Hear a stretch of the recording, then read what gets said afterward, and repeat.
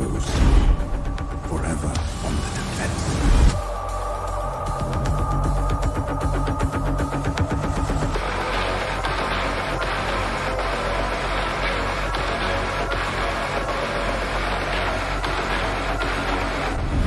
But no longer.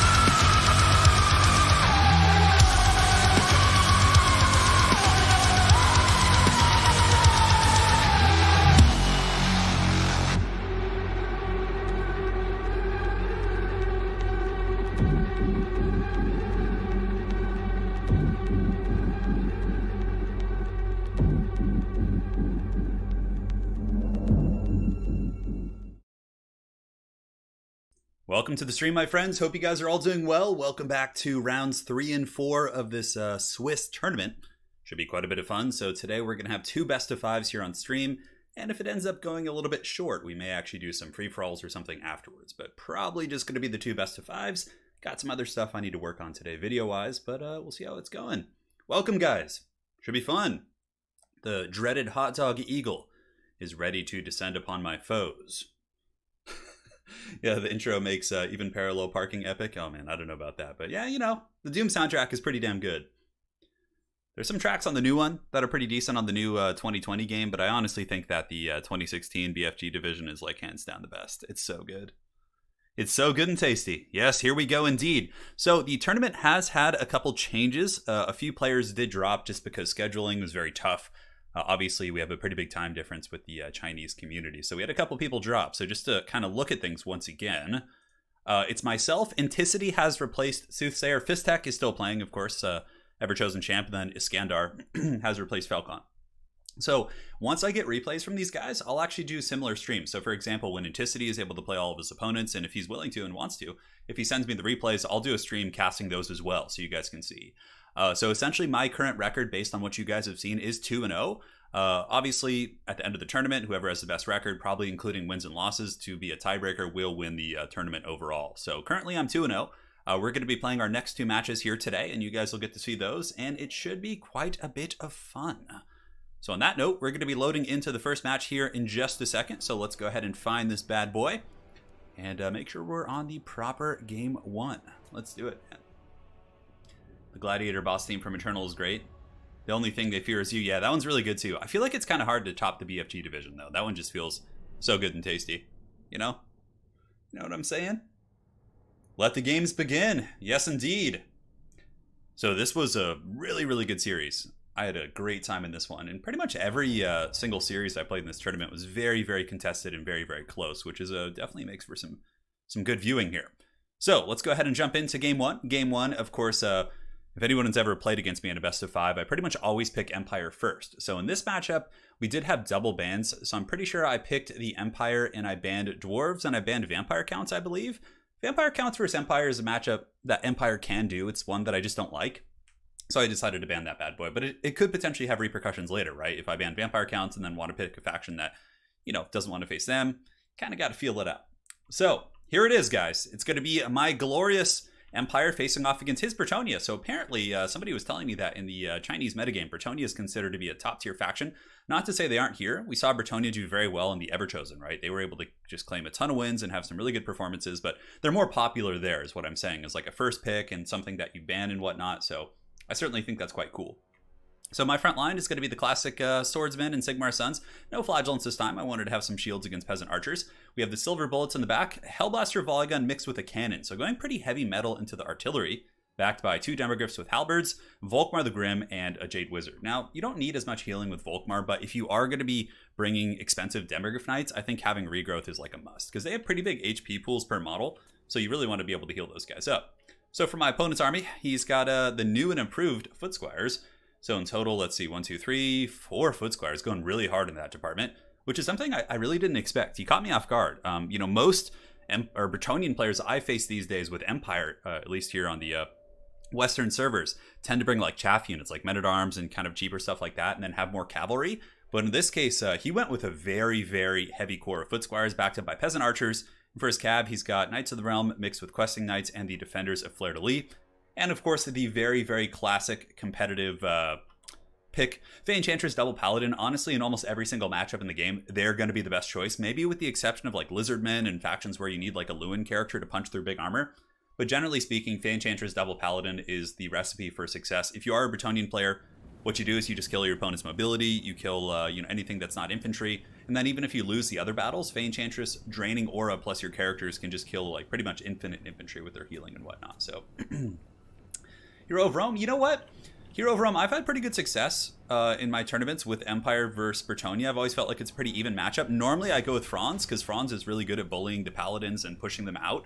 But Volkmar is also quite good against peasant archer spam, and you know, he's actually going to really help against the infantry here. But I've always felt like it's a pretty even matchup, and the Hellblaster volley gun should be pretty good for sure against the Foot Squires and against some of the Knights in the back, so we'll see how it goes. But again, this is game 1 here in the series, and the Hellblaster volley gun going to be opening up on the Fey Enchantress, so my opponent here overextends a little bit, and the Hellblaster volley gun chunking a ton of HP off her, and immediately my opponent's going to start juking. He will use an Earthblood and also take overcast damage, so couldn't really ask for a better start, to be honest here. You can see the Fey Enchantress really taking some heavy-duty damage, but now that my opponent sees it, he's going to be juking, so I will be switching targets here in just a second. Volkmar the Grim thinking about jumping in there, but I'm being a little bit cautious because I do see the double paladins. In the meantime, we do have the silver bullets opening up here on the Fey. Granted, I should have been shooting paladins because of her magic resist. She's relatively tough to take down in that respect. So here we're going to be falling back with Volkmar the Grim. The paladins do get a nice jump on me, so that was kind of what I was worried about, but we do respond with the Shield of Faith. And the Demogryph Knights are also going to be countercharging with their anti-large, and hopefully we can get some good work in. But unfortunately, you know, he's going to get a countercharge with his Knights. Granted, they're just the Defenders of Fleur-de-Lis. I also have a ton of buffs here. Shield of Faith, Hammer of Sigmar. And you can see the fight's actually going very well. Paladins are being beaten up. He does have the Fey Enchantress in here for some draining, and he also does temporarily shut down my silver bullets. But there goes the Soulfire Bombardment. Going to be dropping some huge AoE damage there, wrecking the peasant mobs. And my silver bullets do get punished, but my demis with halberds do countercharge the Knights of the Realm. I pull back my Royal Altdorf Griffites to sandwich them. And we are going to be getting more or less a freebie here in this situation, as now the Hellblaster volley gun is going to be opening up on the Questing Knights that are advancing, and the cannon is also shooting those bad boys. So honestly, the fight's going pretty well. I'm taking some heavy fire here from the Peasant Bowmen, but the blob fight went relatively well. Paladins did get healed up by some nice Earthbloods, and now his Questing Knights and other assets are kind of pushing in. But the one thing that's a little bit scary is the Foot Squires. The Foot Squires here are going to be a little bit of a problem against my defending Spearmen here in the back. Spearmen obviously not really up to that fight. But Fey Enchantress and Paladins were kind of able to force Volkmar out of that fight, so I just kind of abandoned that position, knowing I have Sigmar Sons, and I pull back Volkmar to try and help break his Questing Knights and his mobility. And the Hellblaster Volley Gun still doing huge damage. You can see this unit of Questing Knights has just been absolutely destroyed by that Hellblaster Volley Gun, just getting pounded to dust. And so far, we've secured our battle lines, and the balance of power is actually noticeably in our favor here at this point. So the fight is on. Silver bullets are shooting, and yes, I agree, Hero of Rome, Volkmar is really, really good against Bretonia. However, a double Paladin is also a very good counter against Volkmar, and they can chase him and really put a lot of hurt on him, so my opponent is adequately prepared to deal with Volkmar, in my opinion. So balance power kind of creeps back towards the middle as my Demogryph Knights with Halberds do get forced back, Silver bullets lending some heavy focus fire, and the Royal Outdwarf Gryphites are kind of being broken. I thought they would be enough to wear down those Paladins, but I suppose with his Questing Knight support and some other elements he has kind of helping his battle lines here, he is able to hold.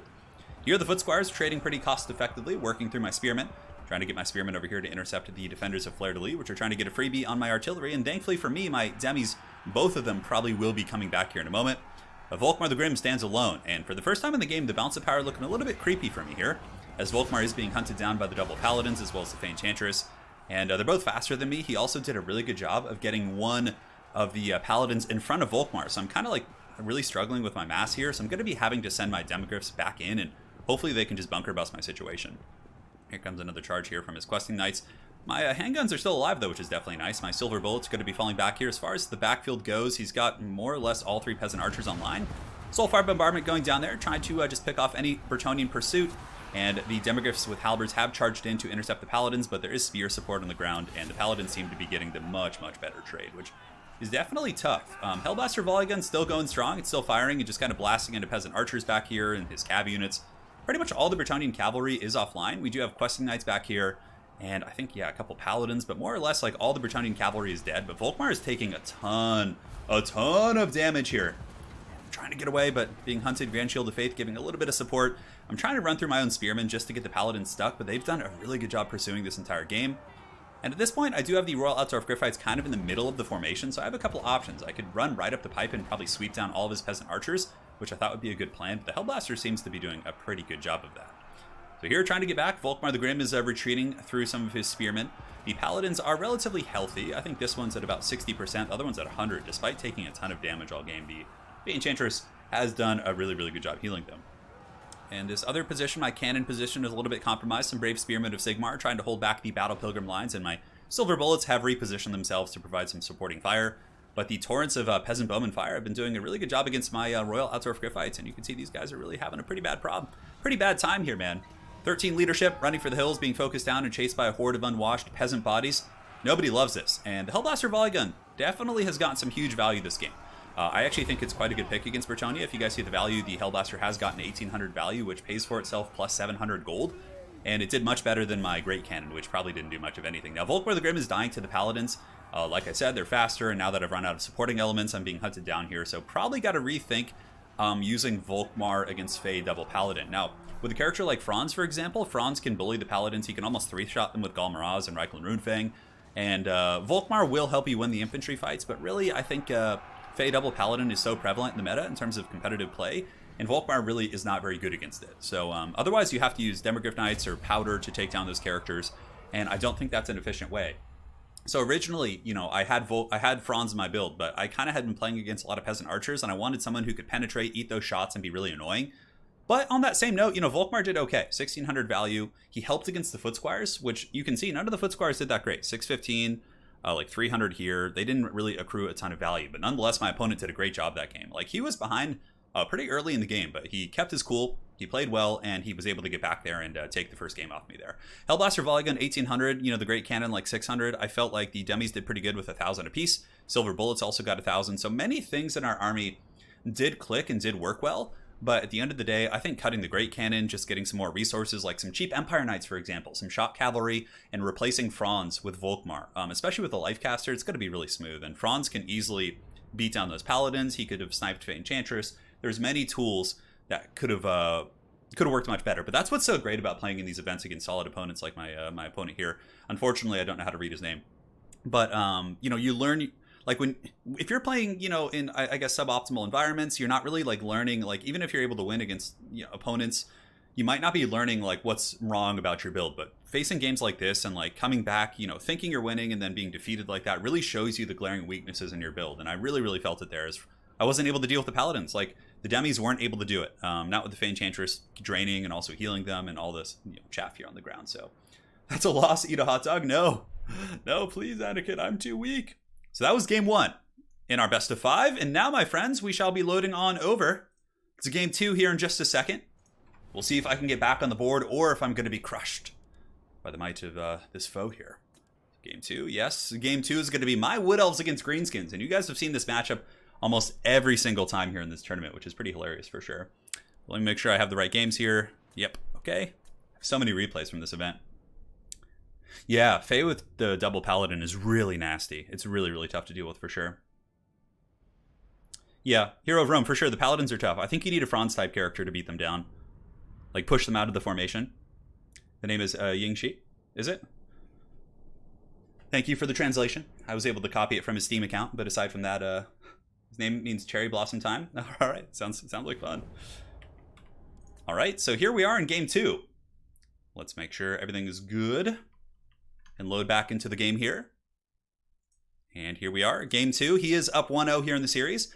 And now in this match, it's going to be my Wood Elves facing off against his Greenskins. So we saw this matchup in my other best of 5 series. I did lose it the previous time, but the previous time I was using, I believe, Draika, and she got run over by Grom the Paunch, which was pretty unfortunate. So some adjustments were made here, and you can see we do come in with the Sisters of Twilight here on the Eagle, which I think is certainly quite strong. She's really good at sniping Greenskin characters and also gives me more mobility to chase Greenskins off the battlefield once I break them. Here in the front, it's going to be Dryads backed up by triple Starfire Shaft. We do have the Lost Sylvan Knights, a combination of Wild Riders and Glade Riders, and then we do also have a Spellsinger of Life with some Eternal Guard up on the high ground. So very much like a Cav kind of defensive build. The Cav defending the bows and just kind of using those Starfire Shafts to pick apart the Greenskin army. And we will see. We will see indeed, my friends. Now let's go ahead and take a look at the Greenskin force. For the Greenskins, Goblins backed up by Savage Orcs, backed up by Orc Air Boys. He's got the double sniping squad. This is very meta against, I would say, against Wood Elves in general. So it's really good against Orion to just spam sniping spells on him. Also, getting the Fist of Gork is really good against the Lost Sylvan Knight. So you can see here my opponent is going to be trying to snipe these Sisters. He's got Grom the Paunch on the ground, double Stone Troll with a couple Orc Boar Boys and Gabos in the backside of the army to defend his formation. So let's go ahead and get this battle underway. I believe, juked one of those shots. Yeah, it looks like one shot did actually hit me there. But the Sisters now are going to be switching on to the Savage Orcs, just trying to get some freebies where I can. Granted, the best way to use these Sisters is to go right up along the side of a unit and shoot down the pipe. So I probably should have done that, but I was a little bit nervous about what he had over there. I didn't want to get sniped at close range and just trying to kind of keep it careful. So Lost Sylvan Knights are lurking in the back here. We do have the Wild Riders with shields as well, just kind of hiding in the trees. Basically just trying to prevent the Orc Boar Boys and other units from flanking here. But now my archers are going to be opening up. First volley, of course, wasted on Goblins, which pretty much always happens. And Grom the Paunch is going to be my new target, because Grom is an absolute pain in the ass to deal with. So basically, we're going to be getting the Sisters of Twilight and just shooting at Grom the Paunch the entire game here. And just hopefully that'll be enough over time to wear him down. Here we have the Wild Riders kind of, playing at the flank here. Going to be charging into some Goblins, or at least feeling it out. Another sniping attempt coming down on the Lost Sylvan Knights, or excuse me, on the Sisters. But I do, of course, have regrowth, so it shouldn't be that big of a problem. Grom the Paunch is advancing in. Going to be running over my poor Dryads here, but Grom will penetrate into the secondary line, but I did see it coming. So I pull in the Glade Riders and try and block him up and make sure he can't get into the Archers. And now we have the big old ugly blob fight. So the Greenskins have piled into the Dryads here, but all my bows, here the Glade Guard with the Starfire Shafts, are going to be unleashing all of their firepower here onto the Stone Trolls. And if my opponent wants to force path through and get really aggressive, I have the Lost Sylvan Knights in reserve. So the Lost Sylvan Knights going to be running in here and just hammering into those Stone Trolls. Some big, thick damage coming in. Also, of course, is going to be imbuing some terror in this area. Granted, Grom the Paunch can give, I believe, some sort of encouragement. I can't remember. He and Stone Trolls, yeah, they're immune to psychology right now. I always thought it was Grom the Paunch's aura, but nonetheless, they get a leadership up, which is certainly quite nice. But the best part about this in general is the fact that all of these Stone Trolls are blocked up by a very high mass unit, and they're just being teed off on by these Glade Guard with the Starfire Shafts. So much brutal damage coming in. Now, my backfield is a little bit exposed. I don't really have too much defending it, but here you can see the Glade Riders with spears. I wanted to come around the formation and just like collapse and sandwich the Trolls in these different units. He did use Fist of Gork on the Stone Trolls, but they kind of broke a little bit early, and from here a big fat regrowth is going to be going down on the Lost Sylvan Knights. The battle's looking pretty good. We've broken 2 units of Stone Trolls. They could of course come back, but one of them is actually shattered, so it doesn't look like it. And now we're going to be doing some proper cycle charging here with the Lost Sylvan Knights, hammering back into the Greenskin formation, pushing into the Orc War Boys. But a very nice waft from my opponent is going to give ITP to his entire army, so he's not going to have to worry about a terror route here in the middle of this formation here. So here we do have the Race of the Frozen Heart, applying some Frostbite here actually to the Orc War Boys, putting him down to speed in the 30s, which is quite funny. My Wild Rider's getting peppered down by his archers here, so I'm kind of forced to pull those guys back here. And then if we look back at the epicenter of combat, another nice Gaze and Vindictive Glare combo going down on the Sisters. But the Sisters just kind of sitting happily, just continuing to work on Grom the Paunch, and my Lost Sylvan Knights, my Glade Riders, now see a bit of an opening here. We were able to focus down his Orc War Boys with our triple Glade Guard with the Starfire Shaft, and from here, our Glade Rider Spears, and also our Lost Sylvan Knights do have the opportunity to potentially penetrate into his bow line and do some really, really good damage, so we'll see what happens. Sisters flying up in the sky quite happily. Grom the Paunch is now going to be the new target. Grom the Paunch is weak to fire damage. That's one of the main reasons why I love Starfire Shafts in this matchup. They're very, very good against Grom and also exceptional against Stone Trolls, which are pretty meta. So here, the Starfire Shaft's going to be working on the old boy Grom. Bounce of power is relatively even, but I do feel like I'm in a pretty commanding position at this point. Having all my bows be safe, Lost Sylvan Knights are still healthy and running around causing problems. And yeah, we still have some mobility via the Wild Riders to really kind of pressure the pieces here. So we'll see what happens. Nice Vindictive Glare once again on the Sisters, but Grom the Paunch has been getting sniped really bad. You can see his health is less than 10% here. Starfire Shafts in conjunction with the Sisters of Twilight have been able to do some really big damage. And now the Lost Sylvan Knights are going to be piling in. They've lowered their antlers, and there's going to be a big old Christmas charge, bringing it here early to the Greenskins. And yeah, Lost Sylvan Knights are such a cool unit. Really, really badass. I love their helmets. It's probably my favorite part of the models, the helmets that the Riders have. It's so freaking cool. But we do get into the Archer line, and you can see now, as is the way with the Greenskins, when things start to fall apart, they really fall apart quite badly here. And yeah, you can see the Orc Air Boys just getting pounded by the Starfire Shafts, all of which have probably accrued well over 1,000 value this game. And here we do drop an Earthblood to heal up our Dryads, as well as the Lost Sylvan Knights, and the Greenskins have a little bit of magic damage left. But one issue, I think, is much of his magic damage was used to actually snipe the Sisters instead of trying to finish the Sylvan Knights, which really allowed them to just bully. The success my opponent had against me in the other best of 5 on the other stream was very much because he was able to nuke my Sylvan Knights with his magic. And granted, I didn't bring the Sisters that game. I went with Dryka, who I think is still quite good, but I think the Sisters are quite a bit better. They're just so good at sniping Greenskin characters, and they almost always pay for themselves. Yes, Merry Christmas to the glorious Greenskins here. Grom the Paunch is at the edge of the battlefield battling some Wild Riders, and he's able to break them off, but with Grom being on the edge of the battlefield here, the Lost Sylvan Knights are going to be able to go ham bone and just run over all these different troops here, and really, really cause some problems. These Orc Air Boys are probably going to get terror routed here. Lost Sylvan Knights, I've noticed, don't have as much impact damage against light armor as like a full unit of Wild Riders, but the terror route is really what makes them so strong. Now the Greenskins are going to be shattering as the Sisters of Twilight do land and start just going after the Greenskin characters, which were sniping very well. So GG to my opponent. That is game 2. I'm on the board, baby. 1-1 here in this awesome series so far. So if we look, we can see the Archers, yeah, 1,200, 1,200, 1,400, and the Sisters got 1,800. Like, amazing value. Sylvan Knights got 1,700. Wild Riders kind of just got shut down a little bit. They were a little bit defensive, but they still did good. And honestly, I think this build is much better than the other one I brought with Dryka. I think just going with, you know, a cheap caster and Sisters allows you to have a little bit more pressure in your army, and yeah, that's that. And I like my opponent's build. I think it's quite good. Grom the Paunch, I think, is still the best pick in that matchup. Probably more Biggins, like Savage Orc Biggins instead of these basic Savage Orcs. It's a little bit hard to say, but Orc Boars do fine, Stone Trolls do fine if you're able to rally them, but I think based on that map, I think the Stone Trolls might be a little bit risky. Those guys, of course, can get really danger close to the edge of the map there on the Troll Country and can be a bit of a problem. All right, so let's do this. One sec, guys. All right. Perfect. So now, my friends, my lovely wife is here in chat, Lady Turin. The love of my life. She is here. And now we shall jump on over to the next match. 1-1 here in this contested series. Let us go ahead and jump to Game 3, which should be quite a bit of fun. Game 3 was my Skaven versus his High Elves here. This is a matchup I felt relatively comfortable with. Granted, I think some High Elf players don't mind playing against Skaven, but in my experience, Skaven definitely do pretty well. They definitely do pretty well. So, yes, Logan, if you want to go back to the previous stream, you can see I did play 2 best of 5s a couple days ago in this tournament. There's 4 rounds in total. It's not like an elimination tournament. It's a Swiss tournament, so you play every other opponent, and whoever has the best record at the end of the tournament wins. Currently, I've won 2 best of 5s, and this is the 3rd one you're seeing right here, which is tied 1-1. Yes. All right, so now let's load into the take a look here. Oh, no. I see the bitrate.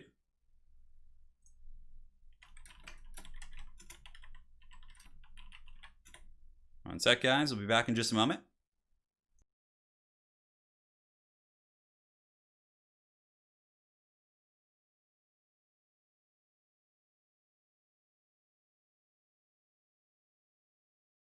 All right, I think we're back.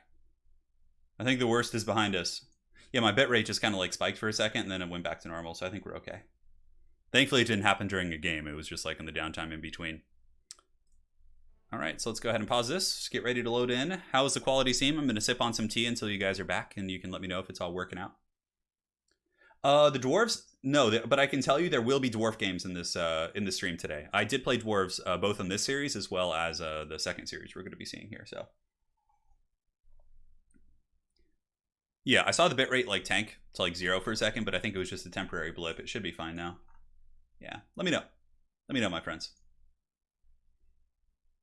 Seem fine? Is there lag? Can you hear me? Ground control to Major Turin. Yeah, if you guys want to see really epic dwarf play too, you can see the bombing run from the last best of 5. Oh my god, with the double gyro bomber. I love that the Eagle now has a hot tag. Yeah, I know, it's pretty great. It's very American. Yeah. All right. Okay, I think we're good. I think we're good. So let's jump into the next match. All seems to be well here in the realm as we are 1-1 here in this very good series so far. Yeah, you guys like that one. All right, very good. There will be more gyrocopters on the stream. Yes. Mega Ran X, Happy New Year. You are fantastic. I've learned a lot. Glad to see top players from China and America gathered together. Looking forward to more. Yeah, it's been a great event. I've been having a blast playing with these guys. They've all been great sports, and it's been really fun talking to them off the off game as well. We've had some really fun chats about the meta and whatnot in the chat, which is cool. All right, here we are. It's my Skaven facing off against the High Elves here.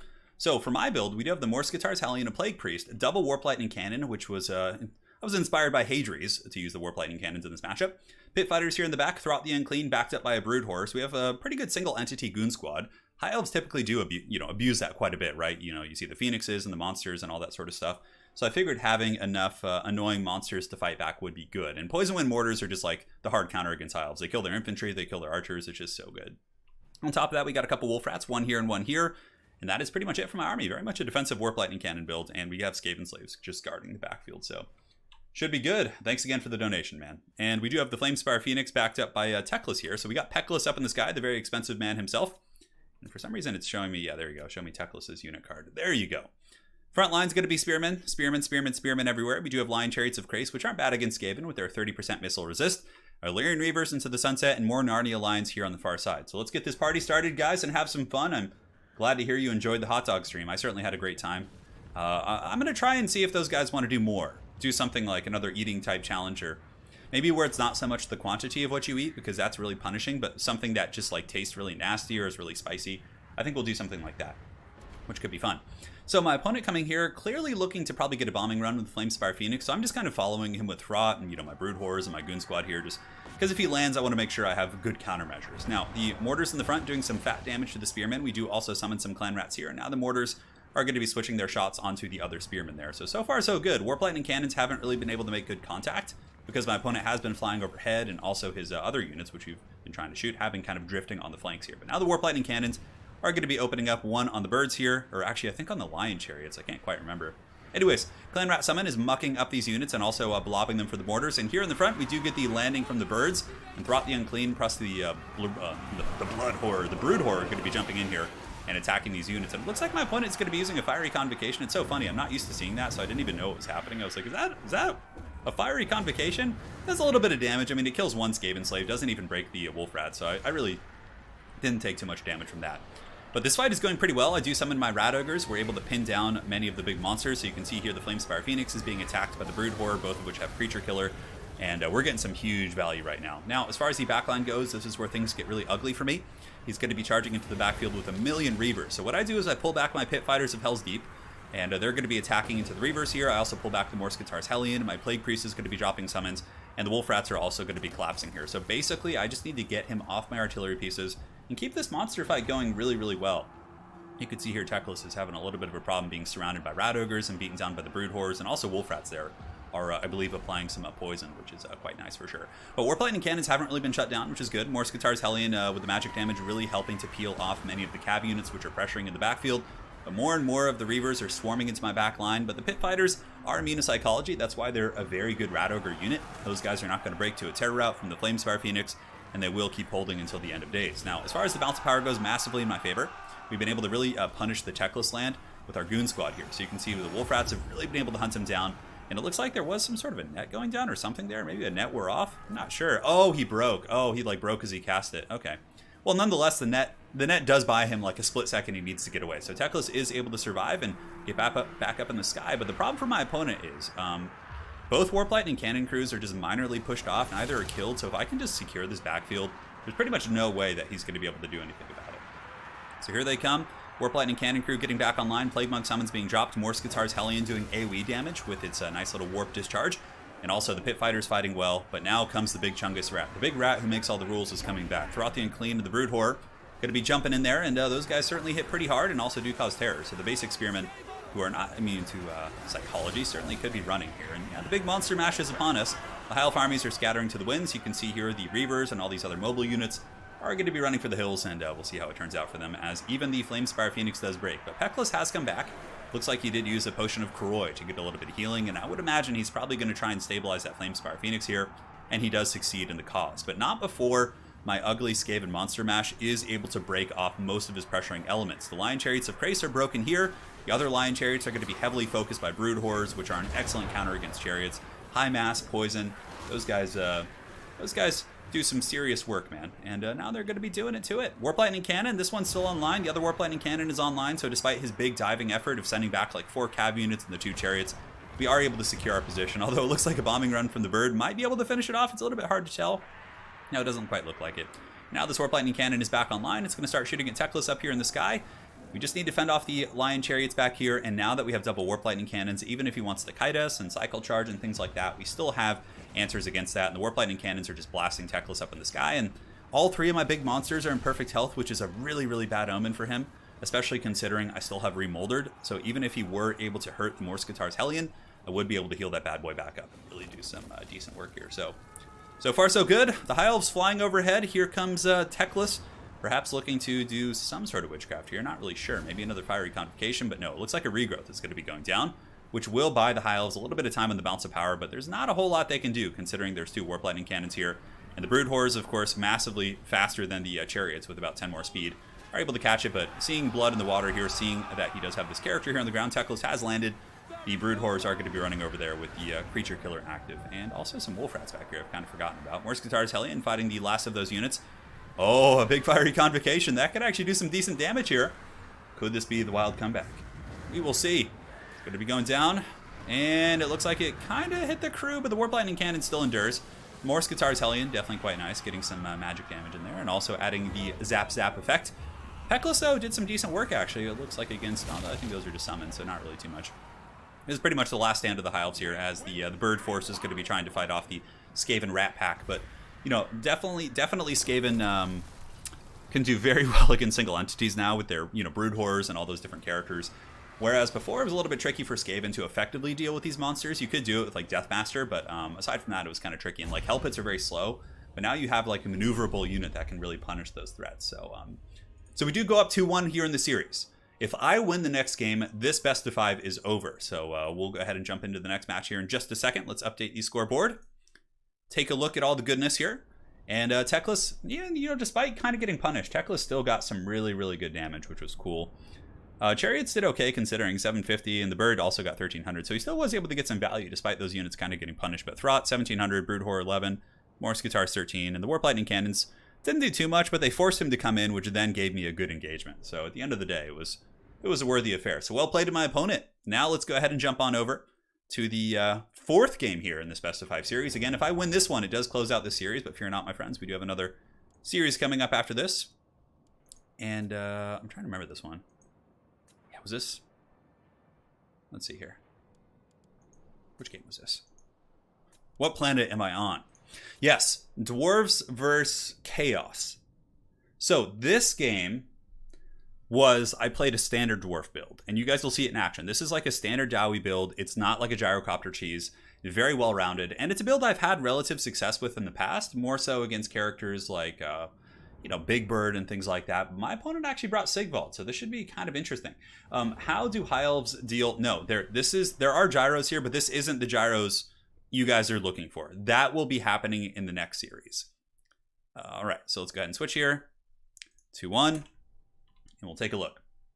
So for the build here, it's going to be blasting miners in the front just to take a beating from the Chaos Infantry while my guns at the back open up. So we have a triple Thunder, we have a single cannon, double Slayer, 1 Giant Slayer, Dragonback Slayers, and 2 gyros with Grombrindle the White Dwarf. So that is pretty much my whole army. A very well-balanced, and I would say somewhat standard dwarf army. You know, obviously there's a couple different variants you can bring against Chaos, but so far, you know, this has been something I've had relative success with. So let's make sure I actually switched over to the game screen here. Looks like I did, okay. And now for my opponent's army, he's got quad Marauder Horseman throwing axes, so he, you know, seems to be relatively prepared for the Flying Goon Squad to an extent, but I did not bring it this game. Hunter Havens, hey Turin, put in quite a bit of time into Warhammer myself, but your videos have helped me through the rough time being a military member stuck in Germany during the lockdown. Hey man, thank you so much for that donation. Really appreciate it, man, and hopefully the Warhammer hobby itself has been keeping you busy. For me, at least, you know, at nights when I'm just chilling, I love to just sit down and paint, and it really helps pass the time. Granted, my old crippled hands still can't go for too long, but, you know, we try. We try indeed. Hunter Havens, thank you so much, man, and I hope you're staying safe over there, and thank you again for all that you do, man. Cheers. All right, so Marauder Horsemen, Chariots, you know, fairly standard. His main battle line is going to be Chaos Warriors with Great Opens, backed up by Marauders. We have a Shadowcaster and Sigvald. So Sigvald is someone that I wasn't expecting in this match, but I didn't think that his lack of AP would make him a good choice. However, after doing a little bit of testing, I did realize that Sigvald actually does defeat all the Dwarf Lords head-to-head in combat. So you can put Sigvald against Grombrindle, against Thorgrim Grudgebearer, against Ungrim, and Sigvald defeats them all one-on-one, which is really, really quite crazy. Anyways here, gyros are going up, doing a little bit of harassing, but he does have 4 Marauder Horsemen throwing axes. We're going to do some fast-forwarding because there's a lot of like posturing and little like skirmishing here while he advances his entire army through the tree line here. So yeah, just kind of pulling back. The cannons are shooting into the Marauder Horsemen here. Hopefully the cannons will be able to rip some shots and get some value. Here comes another volley right there, able to kill a couple horsemen. Quite happy about that. You can see in the meantime, I'm repositioning my guns here to try and get eyes on them, but the horsemen are getting pounded pretty good by the cannon. We've taken out a fair amount of models. Looks like 8 models there, and now the main battle line is underway. So here comes the Chaos Army. Sigvald is going to be leading the charge. Of course, he regenerates and does have perfect vigor, so, you know, Sigvald can really make these aggressive plays and not get punished too bad. And now the gyrocopters are going to be shooting at the Chaos Warriors here. Also, chariots are another really big target.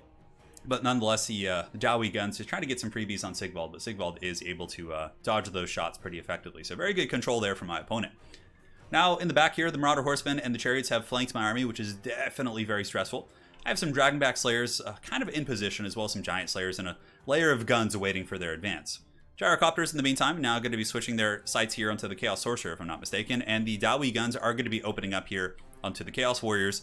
And so far, we've gotten some really good value. This unit of Chaos Warriors has taken a ton of damage, and I'm happy about that. But now comes the real pressure. You can see the Chariots are coming from the high ground. Granted, I am relatively ready for them. I have the Giant Slayers nearby, so I'm hoping the Giant Slayers can intercept them and lock them in place, and you can see the Chariots do kind of get stuck there on the initial engagement. And the Giant Slayers should be able to do some good work. Granted, Sigvald does get into the back line. Flash Bomb, I believe, is going to go down here. I can't quite remember if I end up using it. I don't think I do. But in the backfield, a lot of pressure. Marauder Horsemen being pushed in, but I do have the Dragonback Slayers nearby. So I'm going to be sending those bad boys in to try and protect my Thunderers, but still a very good trade for my opponent.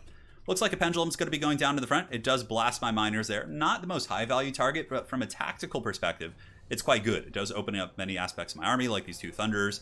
And yeah, things are getting a little bit crazy for sure. Gyrocopter is doing a good job sniping that Chaos Sorcerer in the bushes, but the Scroll of Shielding will keep it stable for a little bit longer. And here the Marauder Horsemen looking to potentially get some engagements here. Granted, my Longbeards are able to kind of intercept them and cut off their angle. And now some of our gun units are stable once again. Now here, this was one of my first potential mistakes. I'm like, you know what? Grombrindle's an AP character. He's got huge armor. And this was before I had done the testing. So here in this case, Prince Sigvald, I was like, you know what, Grombrindle's going to beat him easily. This was, like I said, before I had done the testing to try and figure out, you know, if Sigvald could actually beat these characters. And I was like, look, it has a good start. I have the AP advantage. I have the armor advantage. Granted, the perfect vigor is a thing, but Gromby, you know, he's not super exhausted yet. So let's see how this goes. So the guns here are shooting downtown, able to rip some huge shots here into the Marauder Horsemen. Some good value across the board. Longbeards with great weapons should be able to beat down those Chaos Marauders. And we do have a relatively stable backfield position here. But Chaos is closing in with Warriors and Horsemen all over the place. And also, now the duel continues to rage on. I haven't been able to hit Sigvald, and you can see here Grombrindle has no fear has been popped, giving a nice little melee defense buff to these units here, and also Unbreakable. But Chaos comes in great numbers. His Sorcerer in the bushes is about to probably break after a couple more volleys. And the Dragonback Slayer is getting a really good engagement. You can see these Slayers are able to surround a couple of Chaos Chariots, and this is just Value City right here. One of the best feelings as a Dwarf player. You've got no sound? No game sound. Okay, so let me see here. I hate when that happens. What is the button again? Is it like Alt-X or something? Hold on, I probably hit a button. 1 sec here. I think it's Alt-X.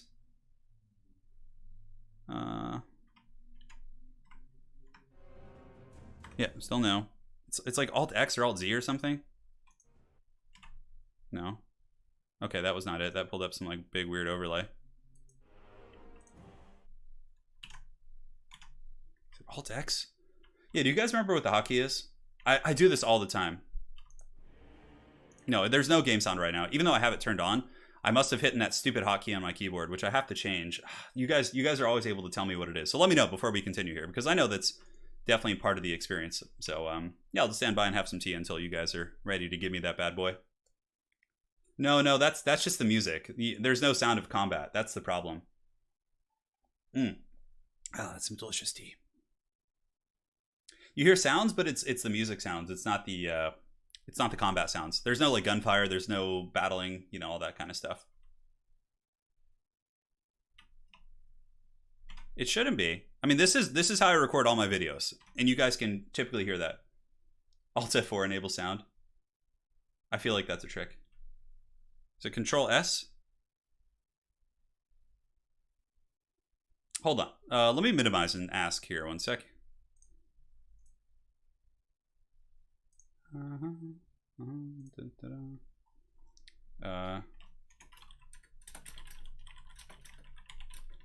Somebody got it on the last stream. No, it's yeah, sorry guys. I guess it would just be universal. Toggle, okay, Alt M. Toggle sound effects is Alt X. Okay, I think it's that one. Yeah. Yeah, let me get this. Yep, okay, it's back. It's Alt X. I got it. Thank you guys. All right. So the battle rages on. My gun line is getting a little bit compromised here, having to fall back. But unfortunately, where I'm falling back, there's a unit of Marauders getting ready to kind of slam into my face here. So didn't have too much of a choice in that respect. The Gyrocopters have now switched onto the Chariots. I kind of realized that at this point, the Chariots were a little bit of a problem, you know, more so than the Sorcerer kind of hiding in the bushes. I thought sniping his magic would be effective, but the Marauders, unfortunately, are hunting down my gun. So I'm going to have to pull back and use the Giant Slayers to engage against Chaff, which is really, really cost ineffective. Now, back in this blob, Grombrindle has been dueling Sigvald for quite some time, but the Enfeebling Foe is down, giving me a pretty big disadvantage. And also, Sigvald was already winning the duel really hard, so at this point, I was really shocked. I was kind of like, oh my god, I thought I was going to be able to, you know, punish Sigvald, maybe stop his advance here, but no, Sigvald was able to manhandle Grombrindle pretty easily in combat. So, going to be trying to fall back here. You can see now I'm running from Sigvald, trying to get away because he's faster, he's got perfect vigor, and Gromby really has been taking a ton of damage in that respect. Now back here, we do force back the Marauder Horsemen. All three of them are more or less punished offline. Dragonback Slayers getting some huge value. I'm just trying to find a bit of an opening for my guns to sit and shoot, because my opponent has been pressuring really well. And on top of that, I am losing the Lord Duel, which is a little bit tricky indeed. So Grombrindle's going to be falling back at this point. Balance of power is pretty even, but if my opponent gets any more damage on my Lord, you can see here I actually have to use a freaking Flash Bomb to get away from Sigvald. He's down to 12 speed now, so Gromby should be able to create some separation. Pendulum attempt from my opponent does hit a couple Dragonback Slayers, but nothing too bad. And this side of the battlefield really is my bastion of strength. I have Longbeards, I have some guns still online, so just trying to get back. And Gromby's coming in with the Steel Chair to take out this caster, and doing this would be a huge grab for me. So Grombrindle with a nice rear charge right there. And now we should be able to raise up that axe and get some nice chops here on the Chaos Sorcerer, and a couple attacks. And it looks like Gromby is able to break the Sorcerer. A really nice feel for me, because it is going to get rid of pendulum attempts on my Longbeards and other units potentially. So both Gyrocopters a little bit low in ammo, but they are using their ammunition to try and punish down the Chaos Chariots here. But I am falling behind on the bounce of power. And it's getting better and better for my opponent, because there's still a lot of Chaos Warriors pushing in. I do have Dragonback Slayers and Giant Slayers fighting, and, you know, some Longbeards and Grombrindle. If I had maybe had a better trade in the Lord fight and been able to defeat or push back Sigvald, I think Gromby could probably carry this force to a victory against what I see from Chaos. But with Sigvald being so healthy and this really persistent threat just kind of chasing me down, you can see a little bit of a bombing run going down there on the Chaos Warriors. But generally, it's going to be tricky. A couple guns do come back here. I believe at the last second I might rally them to get a couple shots off. Yeah, it's a little bit too late though. He was able to get the chariot in there, just one of them, which actually would have been quite nice to get those guys back. But very well played of my opponent. Very, very on top of his battlefield control, and he is able to hunt me down there. So a couple guns have come back. It's got some marauders chasing them though. Gromby's going to be running over there trying to peel these guys off. Cannon crews also come back. Balance of power keeps kind of ebbing and flowing out of the middle here, and you can see these dwarf warriors and these longbeards engaging against chaos warriors in a relatively even affair, but the giant slayer is about to go down against those chaos warriors for sure. And here in the backfield, the gyrocopter was not able to save those 2 gun units, while I am being forced to run here with these guys. Definitely not fun. All right, so here comes Gromby piling into the main engagement. Going to be trying to assist one of the last pockets of strength I really do have in this army using a flash bomb, but it was a mistake because I didn't wait for Sigvald to get in range. Therefore, his inexorable hunt is going to continue. One gyrocopter here, the Brimstone gun, is able to hunt down the Chaos Sorcerer, which is nice. Getting that bad boy off the battlefield, getting rid of Pendulum, and just making sure there's no more magic witchcraft here from Chaos will feel quite good. Now, Slayers are going to be kiting back at this point. I saw I had a couple Dwarves rallying here, so I was like, let's get those guys engaged and maybe rear charge with the Slayers to try and break these Chaos Warriors who are very, very low, but we'll see. And Gromby's basically just trying to buy time to reunite some forces and get some value with the Brimstone guns. But there's still quite a few horsemen here. His horsemen are able to chase off my gyrocopter, which does free up his sorcerer. The sorcerer comes back. As such, the balance of power does reflect that. Dragonback Slayers kind of just posturing here. You can see a charge coming in from the miners who are going to be teamed up with Gromby, so hopefully they can put a bit of a dent here on these warriors. We will see. Grombrindle, of course, has some really, really powerful AP attacks. A couple of those warriors do go down quite quickly indeed. But Sigvald's coming, man. And despite, the battle being pretty close, his army being very tattered, like, he doesn't have a whole lot left. Sigvald is still here. And, like, even if I had everything, so let's say I have my whole army here, everything you see, there's probably a chance that Sigvald might still be able to win against everything I have. So at this point, it's mainly just trying to kite and get those good engagements. We'll do a little bit of fast forwarding as there's quite a bit of Benny Hilling right here, but you can see the Chaos Legion is coming in. The Slayers are charged by some of the horsemen, and now Gromby's going to be making his valiant last stand as my Slayers do their thing. But Sigvald's is coming, man. He's serious. You can see the heroic killing blow, 108 melee defense, freaking 780 combat stats there, and there's no way Gromby's going to be able to fight that. Gyrocopters do come in. I get pretty good damage there on Sigvald at the very end. Gromby makes a valiant last stand for sure, but in the end, the Hordes of Chaos are going to be claiming victory. Now, this game was the reason why I switched to using those gyrocopter builds. Like, the gyrocopter builds, this was actually, I played this game before I played the other gyrocopter games, and this was the reason why I switched, because I was like, man, oh man, that is, he is a hard boy to deal with, and, yeah. So you guys can thank this game for the gyrocopters. All right, very well played. 2-2, baby, we're going to game 5. Should be quite a bit of fun. Yes. Damn, Sigvald! Curse you! Sigvald always defeats me. He defeats me in FFAs and in battle. Although, I did defeat him on the last stream, so... 1900 value on Sigvald. Pretty good. Gromby did okay. He got 1300. The guns kind of got shut down. The cannon got shut down. This is a pretty old build. I hadn't played the matchup in quite some time. I definitely think it needs some reworking. Although, maybe... Yeah, I don't know. I really like the gyrocopters. They give you so much. They generally almost always pay for themselves. It's hard to say. My positioning was a little bit poor, too. He got some really good surrounds in my army. I should have positioned in a way where he couldn't do that. Yeah, he played really well, though. His chariot play was really solid. And I love the warriors. Yeah, I think the Chaos Warriors are the way to go. Very, very well played. Yes. Turin throwing to make the stream successful. No, trust me. I was trying to win quite hard here in this series. I can assure you. All right, so now we jump on over to the graphic to buy some time. Game 5, baby. Let's do it to it. All right, so I think we have it right here. So game 5 was my Greenskins versus his Wood Elves. So I was trying something a little bit funky and something I have had success with in the past, which is the Black Orcs. So Black Orcs against Wood Elves seems strange, but they annihilate Dryads. They're immune to psychology against, the terror-causing units like Durthu, as well as the Lost Sylvan Knights.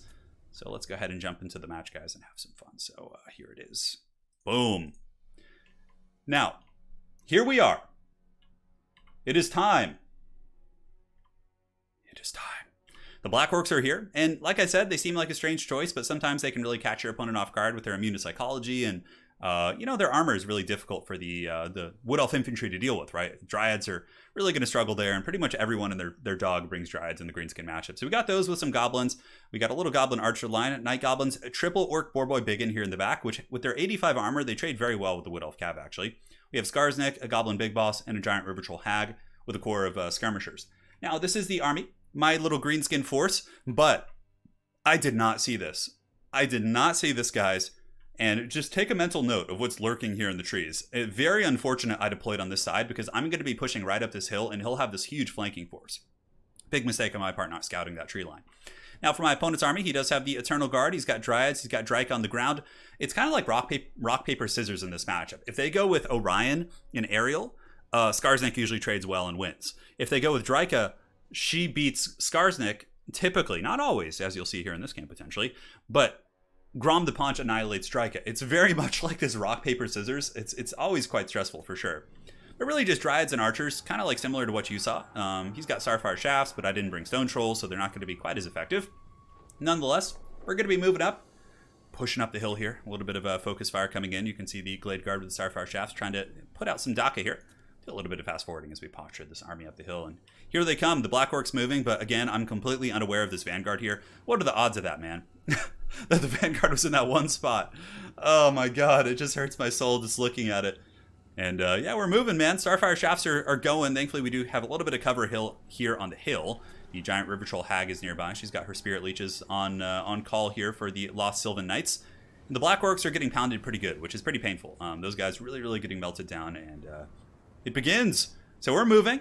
Starfire Shafts still dropping some huge bows here. I will be pulling one of the Black Orcs back in just a second to avoid this focus fire, but so far it's not terrible. Now his army's going to start running from me and trying to, prepare for the rear charge, which like I said, I had no idea was coming. We have a couple Orc Boar Boys kind of lurking around, but just trying to get that frontline engagement. He does push down the hill a little bit, not wanting to take the fight on this high ground position, and my Black Orcs here are getting melted pretty good, but now my Goblin Archers are going to be opening up, starting to respond and get some decent value against these Starfire Shafts, and these Black Orcs are going to be pulled back right now.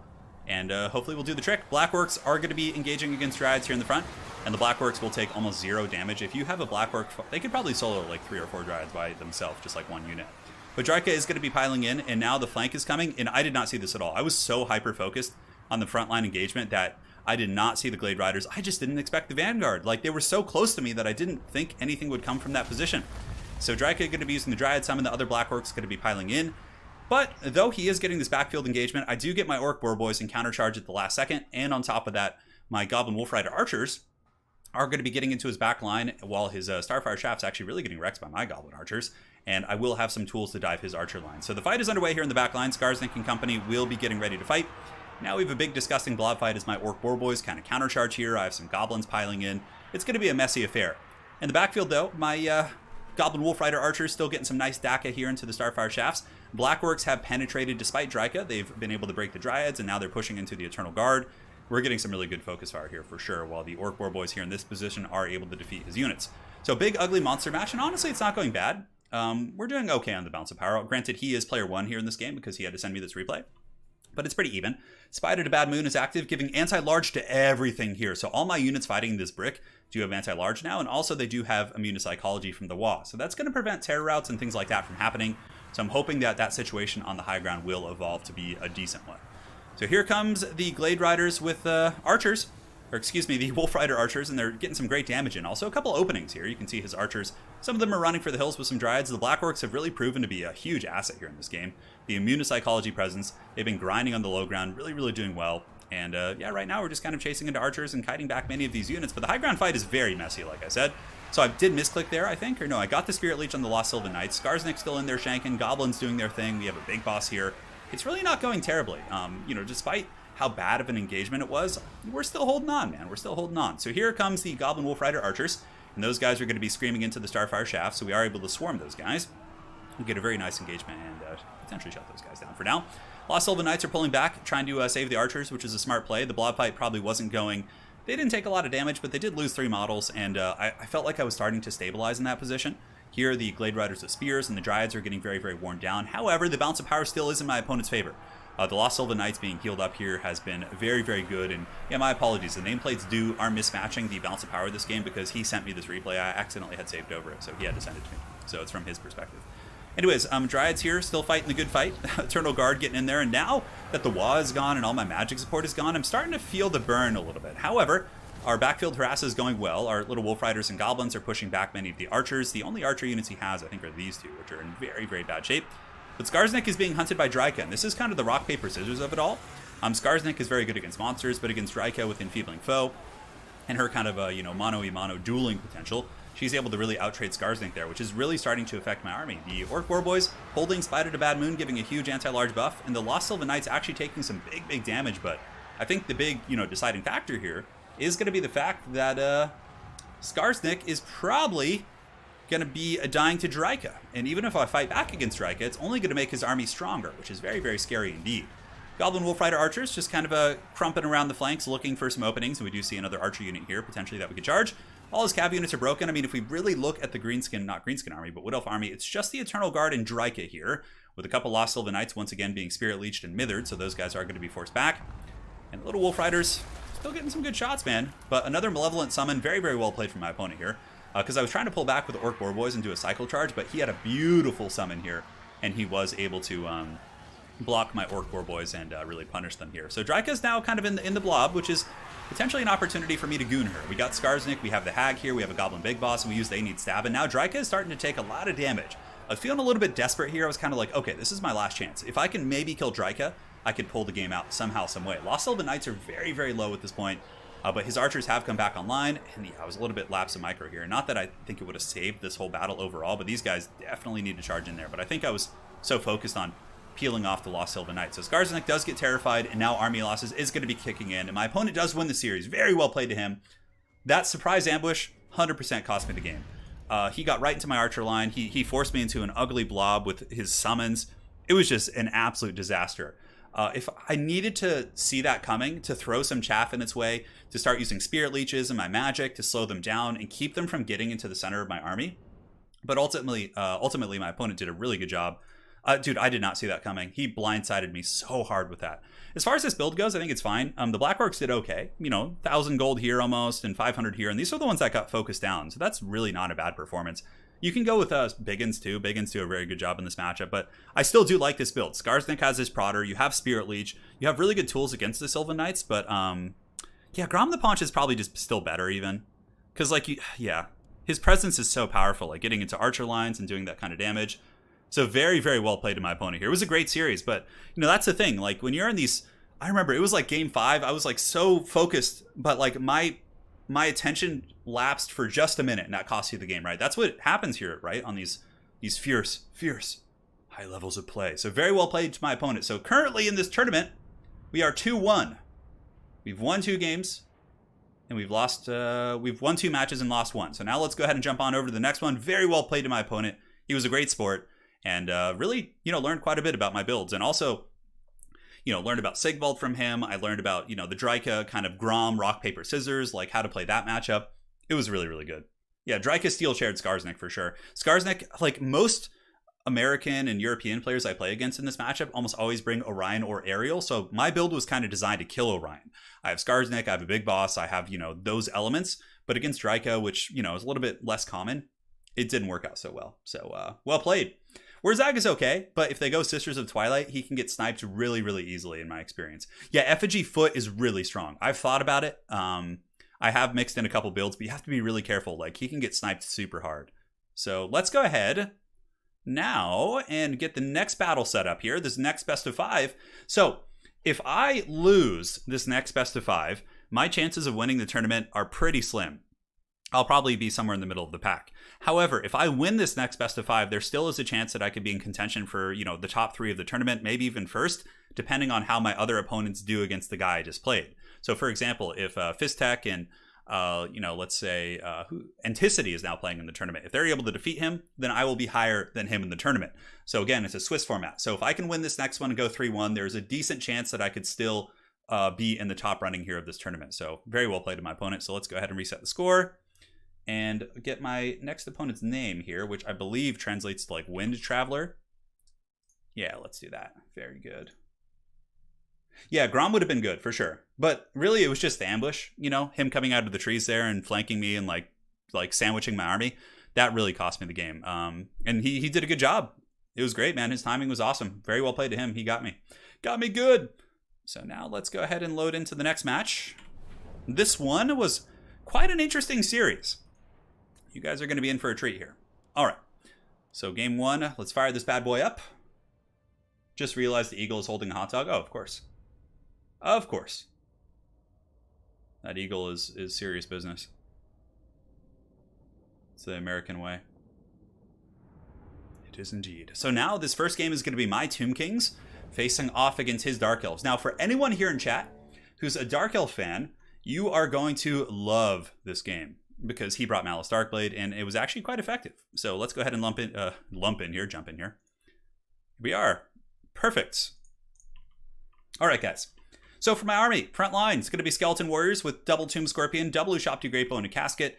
We do have Skeleton Spearmen here in the back with 2 Nehekar Horsemen as well as Necropolis Knights. So this is that's pretty much it, man. This is my whole army.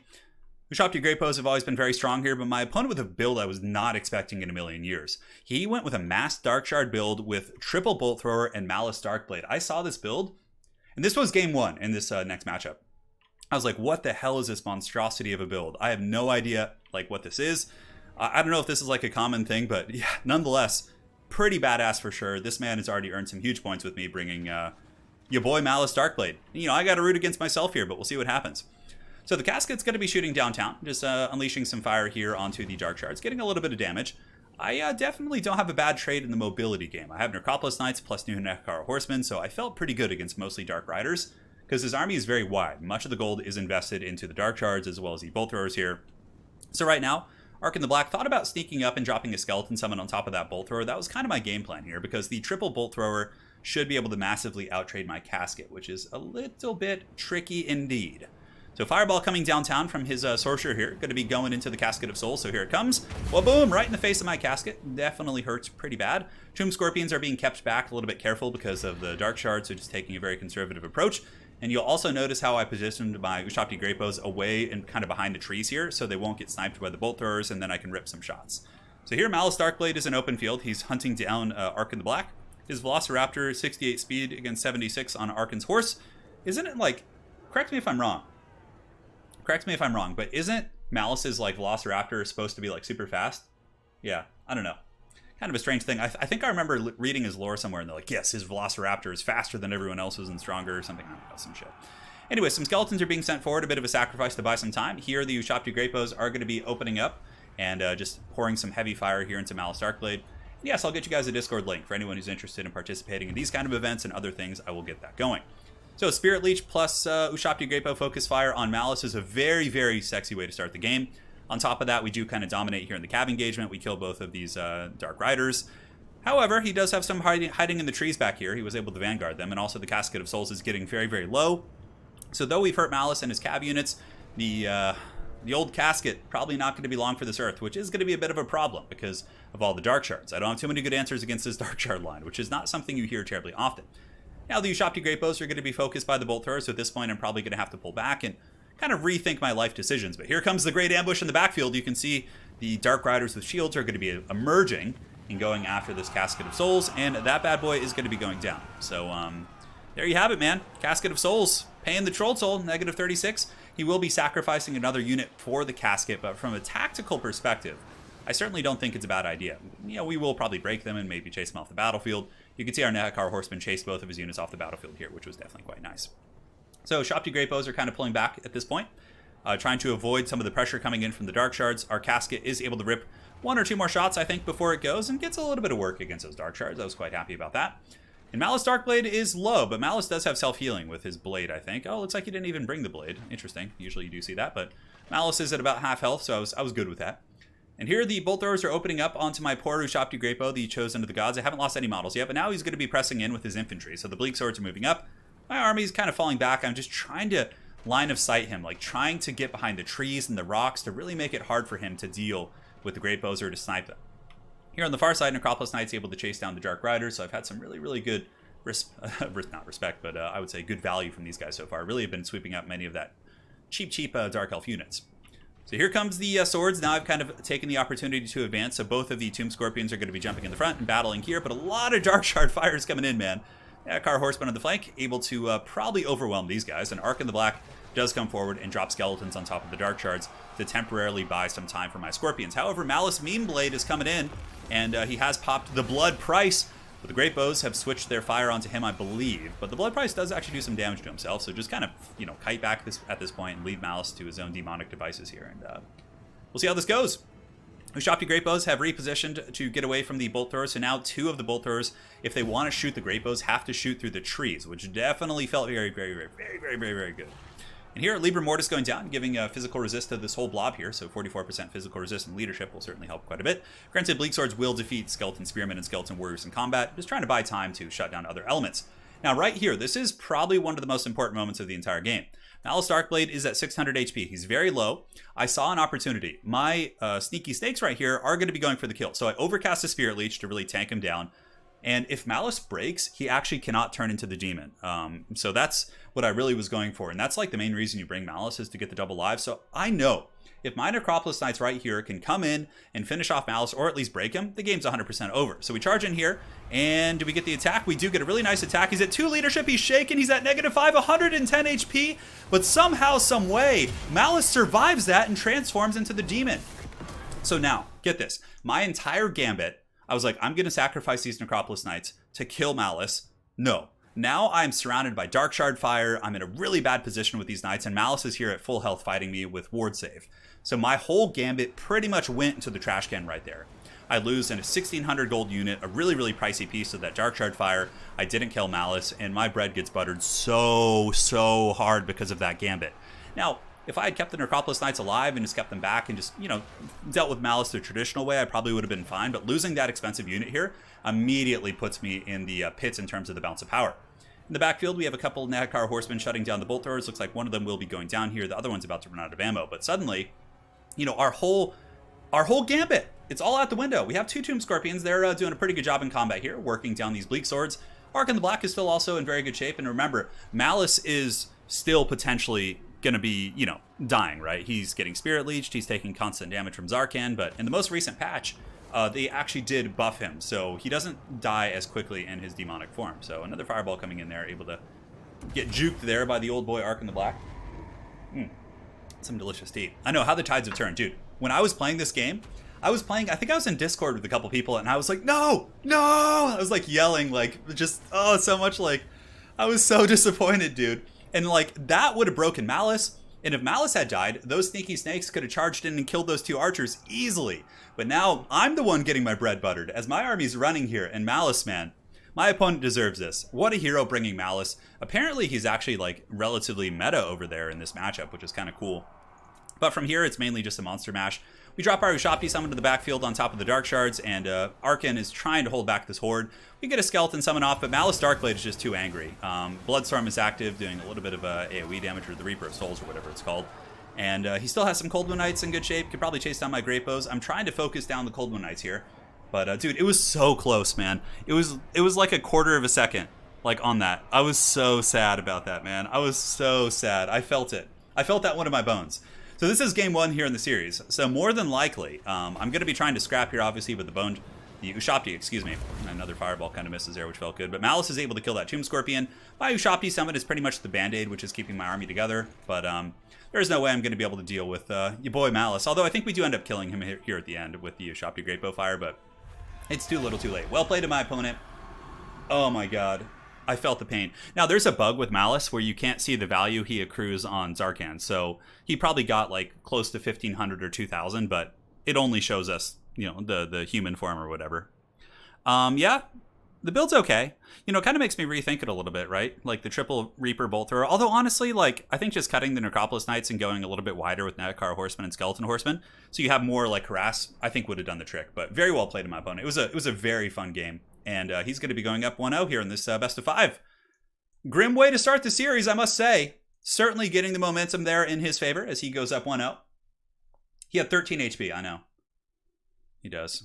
And now we can load into the next game here. Game 2. Well played to my opponent, man. An absolute hero of the people. Not only bringing Malice, but winning with him, which is pretty gangster. So this next one, he picked Skaven against my Wood Elves. Now, I actually picked Wood Elves and banned, I think, Dwarves or Vampire Counts, and he counterpicked me with Skaven, which is interesting because most people consider Wood Elves to be a counter to Skaven. So I was really surprised, but again, I'm quite eager to see how he's going to deal with this. Yeah. No, not always. If I fast forward, you know, a multitude of games. It depends. If there's like a point where it's like a foregone conclusion, I usually will fast forward it. All right. Oh, wrong one. All right, here we go. Let's do it to it, baby. Well played to my opponent in game 1. Now we are here in game 2. I'm going to be going with a Wood Elf Rush. So we have Dryads, we have Dryka, because the Dryad summons are so goddamn good against Skaven, especially if they box like this. Dropping one unit of super pissed off tree people inside of this box is just like Value City for sure. We got Aerial in the back, quad Deepwood Scouts. Deepwood Scouts are amazing against Skaven. They can snipe the weapons teams, they can snipe Rat Ogres, Hell Pits, any number of Molder threats you can think of. They are just so good there. Got a couple Glade Riders with Spears, and we do also have Wild Riders on either side. That's pretty much it. I know. Malice definitely inflicted a psychology penalty on me in that first game. I was shook. I was shook.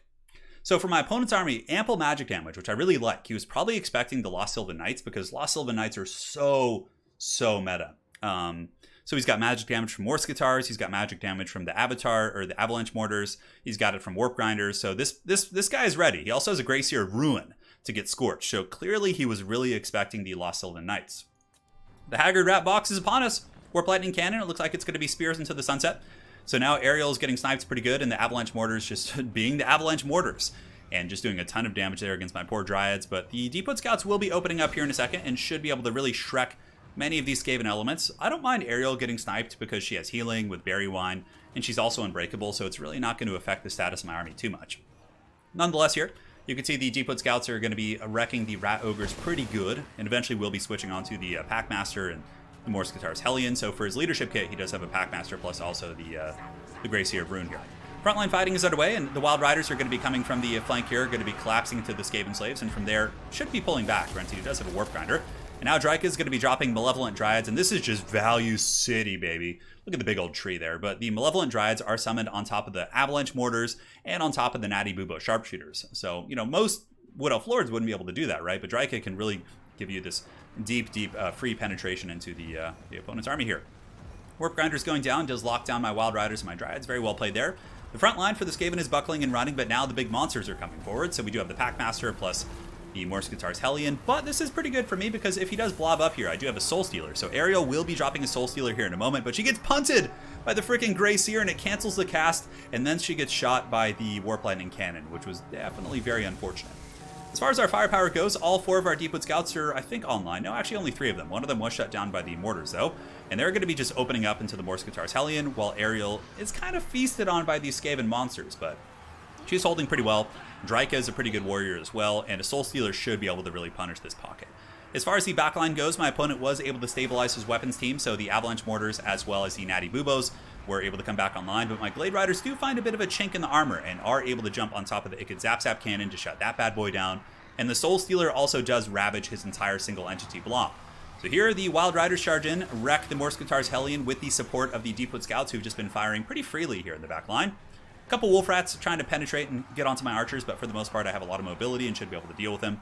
But killing the Packmaster here, or at least breaking him, felt really, really good. And the balance of power with that does come into my favor. Not favor, but even, because for a lot of the game with the damage he had inflicted early, it had been pretty good. It's actually kind of hard to kill the Mortars with the archers because they do have 70 armor. Not the squishiest of units, but we are able to kind of blob up here in the back. His Natty Bubo Sharpshooters are offline. His artillery piece, I believe, is offline. And Dryka does have another summon. So another unit of Malevolent Dryads has been summoned on top of the Avalanche Mortars, which is huge because those guys have just been wrecking my face this entire game. They've been doing so much damage, so we finally shut those guys down. I had really been trying to this entire game, trust me. Aerial and Dryka fighting in the front against Clan Rat Spears. Balance of power is actually looking pretty good, as now all 4 of my Deepwood Scouts are back in business, relatively low on ammo from obviously a very long grindy game. But the Greyseer of Rune isn't going to be like a hard carry character like a Throt that can really, beat your lords down in the late game. So I know if I kill all the other tools, like the Warp Lightning Cannon. And, oh, there you go, guys. So we use the Dwellers Below. Now, this is one of my favorite, most underrated tools against Skaven, who often have blobby gunline positions. I use the Dwellers Below. It eats the Ikit Zap Zap Cannon. It also kills the Natty Boobos and kills the Clan Rat. So the Dwellers Below from Aerial was able to get some huge erect value right there. Just brutal stuff. And you can see as soon as that Dwellers finish its casts, I just immediately go to like 75% of the bounce of power. Aerial and Dryke able to break that blob here, and now all my opponent really has left is the Gracier of Ruin, but he does cast the dreaded 13th spell. So the Storm Vermin do emerge from the earth, but there's no reason to really fight them. I can honestly just run away from them and use my bows and my cavalry units, which are still chasing things off the battlefield and getting some good value there. So there it goes, the Gracier of Ruin, 66 leadership. He's pretty armored. Obviously, he has 100 armor, so the low AP of those guys isn't going to do much. My opponent at that point knows the game is over and does withdraw. So well played. Well played indeed. There you have it. There you have it. So, Dryka with some good value, I would imagine. Only 276, but her summons are why she's good here. Aerial with 1,700. Deepwood Scouts all got over 1,000 apiece, I think, except the one that got nuked early. Yeah, the other ones did good. And the Wild Riders, of course, are just pressure. And, yeah, it's pretty well split out over the army. But, yeah, it was good.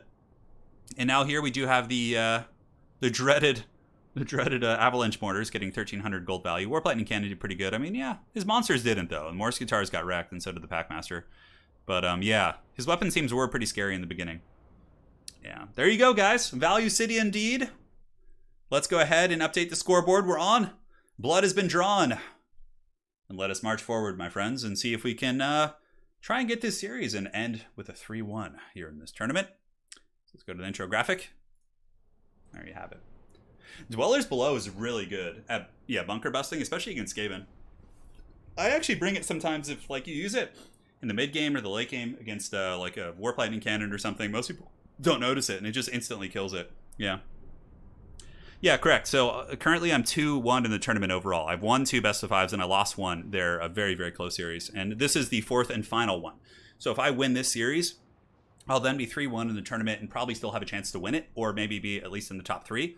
But if I lose this series, I'm pretty much going to be in the middle of the pack, and I'll have no chance of winning. So this one certainly carries some weight, my friends. We'll load into the next match. I'm going to grab a drink of water here in just a second.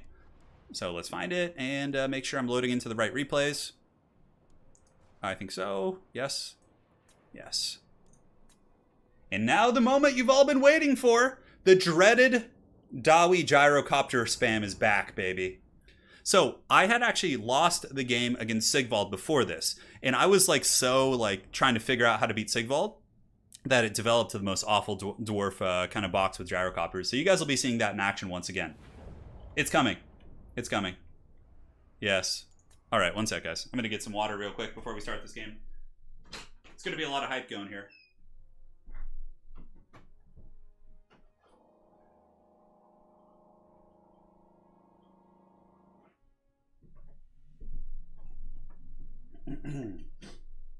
All right. So here we are. We have the build. Let's go ahead and load in. Back to this. And we're set.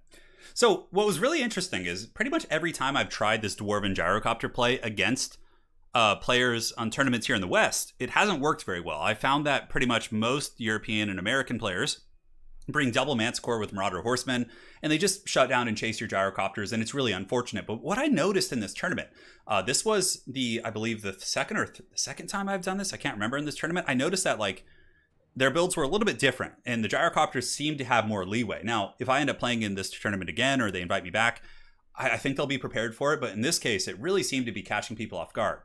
So we got double gyro bomber, double brimstone gun with a steam cannon, and we have a defensive dwarven box. So Sigvald is really a big problem, right? You can see he defeats Grombrindle. So just to make sure I can beat Sigvald, I bring Gromby, Runesmith, and Felix, and then let the gyrocopters pretty much kill everything else. Because what you do is you snipe their horsemen, their anti-air, and then from there, they blob their units on top of your box, or your defensive formation, and then the gyro bombers can really carpet bomb them and do some really, really good damage. So that's pretty much it. For my opponent's army, he's got Chaos Marauders, very different than his teammate or his clanmate. I'm not sure if they're in the same clan, but he's got Chaos Marauders, he's got Warriors in the secondary, Sigvald. He did bring an Air Force though, so he has an Exalted Hero plus a Sorcerer. Now this would be a good start. If he had these two, plus he also brought Horsemen, I would actually be in huge trouble. But instead, he went just super deep here. And I think maybe, you know, dwarf players might box against him, but yeah, this would normally wreck a dwarf box like super hard. But considering I have the Air Force, not so much. So he's got a chariot as well, double hell cannon with boom and boom here, dropping some big shots. So the battle's underway. So my first kind of order of business here is to snipe the Chaos Sorcerer. So we're going to be going after that bad boy, trying to put him down here. You can see the gyrocopters getting some good shots. The hell cannons, though, are actually making some decent contact here. So here it comes, dropping downtown. The Chaos Sorcerer of Shadows getting popped pretty good. And there is a suppression fire on top of the gyro bombers, which actually slows you. So you can see the speed here is very, very slow. The rest of my army's just kind of chilling up here. I decided to move down and just kind of get over here onto this side of the battlefield to get away from his army, to buy some more time for the gyrocopters and things like that. So we'll see how it goes. But so far, the Chaos Sorcerer of Shadows getting wrecked pretty good. Like you can see, he is in the danger zone for sure. But the hell cannon actually, despite me trying to like juke it, had a couple direct hits, which was really, really painful here. So yeah, the first portion of this game mainly is going to be my gyro bombers. So we'll do a little bit of fast forwarding as it's kind of tedious. The gyro bombers are just sniping his characters. We break the sorcerer. Getting rid of his magic here feels really, really good. So we're going to be hunting this bad boy down, using the gyrocopters to make sure he doesn't come back. And from here, oh baby, there is an opening. I think one of my brimstone guns actually broke from the double hell cannon shooting it. The rest of my army just kind of maintaining position here in the open field. We're going to be moving over by this rock. Hell cannon. Did hell cannon just hit that exalted hero? What the hell is that? Anyways, this is going to be the doom of the hell cannons here. So gyro bombers, if you set them overhead artillery, they can just minigun them down. So you can see the steam cannons and the gyro bombers using their ammo just to wreck these hell cannons. And that is a really, really feel bad moment. That hell cannon is offline. Now the other Chaos Dwarves have actually gotten off the artillery, but despite the fact, like, they think they're saving their artillery, but no, they're just going to get minigunned down by the gyro bombers, which... Oh, this is satisfying the grudge! The gyro bombers killing the foul Chaos Dawi. Very thematic for sure. So you can see the Chaos Dwarves pretty much offline there. So now I know there's no more hell cannons. The main battle will be online here in a second. We do drop a Rune of Wrath and Ruin on top of the chariots and attack them with Slayers, and the Slayers able to get some really good value and may actually kill one of the chariots. The rest of the forces are moving in. Grumbling Guard will be eating this charge. I was microing the gyrocopters elsewhere, but the blasting charges, Grumney speaks. And the Chaos Marauder is going to be getting blasted pretty hard by that firepower. And now the Chaos Horde is upon us. And you can see the Legion of Evil has arrived, but man, oh man, those blasting charges feel good. We're getting so much damage against those chaff units. And normally you'd have to run from Sigvald, but now we have the hero advantage. Felix is going to be healing Grombrindle, and we also have the Runesmith to give some buffs. I felt quite good about it. So now the Gyrocopter Legion is making its way back, a little bit low on ammo, but currently we were pretty far ahead. The Dawi Zar will have their revenge in Warhammer 3. Yeah, probably so. Yeah, it's pretty funny for sure. But yeah, the battle rage is on to the front. Sigvald is outnumbered, and Sigvald normally, like I said, would be very happy to duel here, but Felix Jaeger is an anti-infantry AP specialist, and also Grombrindle's nearby. So the two heroes of the old world going to take on the Scion of Slanesh, and the healing is definitely quite nice, very much like it's seen from the books. We have Felix and Gromby doing some epic stuff. I don't know if they ever meet up. I don't think they do. Sigvald's getting whooped on pretty good. Despite his different buffs, the extra AP coming in from Felix has been very, very helpful. And now he does have his Exalted Hero on the Manticore causing some problems. But I just want you guys to take a look at this juicy, juicy erect blob. Here it comes. I wish I had something. We'll do the do it. Yeah, Do it. The Palpatine do it. Do it. All right, here you go. Here comes the Gyro Bomber. Oh God, get roasted, heretics. The bomber just going downtown and cleaving a path through that Chaos army. Look at the damage that did. It was just pure brutality. And more to come, man. So there are a couple chariots in the back. I knew I needed to shut them down because the chariots were actually one of the few things in his army that were doing good damage. Mainly just kind of kiting this Exalted Hero, blasting it from side to side. Sigvald has been forced to run out of the formation because he was losing to my two characters. And really just trying to finish off this Exalted Hero before I go in for the final run. My Warriors of Dragonfire Pass getting a huge buff from Grombrindle Has No Fear. And the Norgling's Ironbreaker is pretty much in perfect shape in the back. And the White Dwarf is going to be trying to go for the kill on some Gorby's chariots. But don't worry, my friends. More Gyro Bomber marches are going to be coming here. We'll see how it goes. I think I still have some Slayers running around somewhere as well. Yeah, Slayers are still in the backfield causing problems. But really, like I said, you know, the Gyrocopters kill the range threats. It forces your opponent to kind of mass up on top of your elite infantry. And then from there, you're able to get some good value from the bombing run. So the other Gyro Bomber, I think, is coming back. It had a couple payloads left. So we're going to be moving in here. And yeah, the Chaos Army is able to break through my front line. Warriors of Dragonfire Pass do fall. Granted, I still have 82 elite Ironbreakers plus my 3 heroes. And Sigvald did lose that fight, so I felt pretty okay about that. And that damn Exalted Hero giving me a lot of drama here. Trying to focus that guy down however I can. You can see the Brimstone gun's doing some good work. Here it comes! More heretic bombing. Oh, God, give it to me, precious. Oh, yes. Oh, yes. And you can see the bombing run instantly starts to, like, rout some of the Chaos Warriors. And, you know, obviously this mighty technology is beyond the will of their Chaos Gods. And the entire Chaos Legion just starts to buckle and run after that carpet bombing. And now Sigvald, the Runesmith, and the White Dwarf are going to be piling in and should be able to defeat the Dark Prince. Granted, he's going to be getting army lost as more bombing runs come in from the Copters. And that's going to be it. There you go. Hey, welcome to the stream, Sophie. Hope you're doing well. Thanks for becoming a channel member. All right. So there you have it, guys. The dreaded Dwarven box. Well, not even a pure box, really. It's more of like just the gyrocopters going crazy. Is going to put us up 2-1 here in this series. So the Dwarves have certainly been my saviors against Chaos here in this tournament. And Chaos runs to the hills. Yeah, that was just like a build loss. So like with his build, he didn't really have much of a chance with like double Hellcan and just, yeah, that was pretty rough for sure. Mom, get the camera. So good. Yeah, but I mean, Sigvald still, yeah, he got shut down. Only 200 value, and you can see Grombrindle and Felix were able to kind of combine forces and take him down. Love the smell of napalm in the morning. I know, it's pretty good. At least in this game. All right, 2-1. If I win the next game, the series is over. However, if my dreaded foe is able to pull it back like he did with Malice, then we'll be going to a rubber match, just like every single match I've played in this tournament went to Game 5. Every single one. So we'll see if this can continue the trend here. So let's go ahead and load in there. Let's do it to it. Oh, yeah, the value of the gyro bombers. Oh, I didn't get to check it. I think it was like it was like 1,200. Yeah, I remember from before. It was like 1,200, give or take. Yeah. All right, guys. So let's load into this next match here. It was 1,200, 1,500 on the other gyro bomber, and then the smaller ones got like 600 apiece or 700, yeah. Satisfy the grudge. The grudge was satisfied. So game 4, the Sons of Sigmar are coming in. Yes. I like Dawi Lover in chat. You did good, Turin. Make the Dawi proud. Oh, no, it's his Sons of Sigmar. That's right. I remember this game now. Holy shit, you guys are going to love this one. I didn't play Empire in this series, I don't think. Because, yeah, he was on the first pick, which kind of changed up my usual order of things. But his build is pretty epic. You guys are going to love it, man. All right, let's pause this instantly because it is important. So, Super Dog Ham, thank you for becoming a member here on the channel. Really appreciate it. And enjoy your new emojis. So, this is going to be Skaven versus Empire, his Empire. So, he had just an absolutely wacky build that was actually very effective and terrifying. And you guys are going to see why in just a second. So, let's load in here, see how this goes. And have a sip of water, and we'll get this party started. So, I will be on Skaven this time. Under the guidance of the Dark King of Skaven, Hadries. He gave me some suggestions for this matchup, which I liked. And here it is. All right, guys. So for my Skaven, it's going to be Clan Rats and Skaven Slaves in the front. With the Plague Furnace, we have double Brood Horror, one of which is going to be Throt the Unclean and Assassin. Triple Jezzail. Jezzails are very good against Empire. They're excellent at sniping characters. They can snipe Volkmar. They can snipe, pretty much any of the heavy cavalry units. Those bad boys definitely do some really good work. In the back, it's going to be Ogres with Spears and a couple Wolf Rats on the flanks just to kind of penetrate the defensive lines and, chase archers and things like that. And that's it.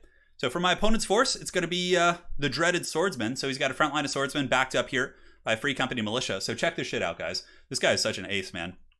Free Company Militia. He's got a Bright Wizard with Fireball and Kindle Flame. He has Volkmar the Grim, but more importantly, he's got the Templehof Luminarch here in the back. So this is actually really scary because the Templehof Luminarch could potentially, with Kindle Flame, like almost one-shot many of my cheap monsters. So I was very, very nervous about this, guys. This is game 3, or game 4. This is the 4th game in this best of 5, correct? Yeah, it's pretty crazy. Yeah, this is 2 seconds in the game because it's on Troll Country, which is a very, very small map. But he's got Huntsmen in the back, or Archers, I think. No, just Archers with the Templehof Luminarch and a couple cheap cavalry units to fend off Wolf Rats and things like that. It's actually like, I saw this and I was like, oh my god, is that the Templehof Luminarch?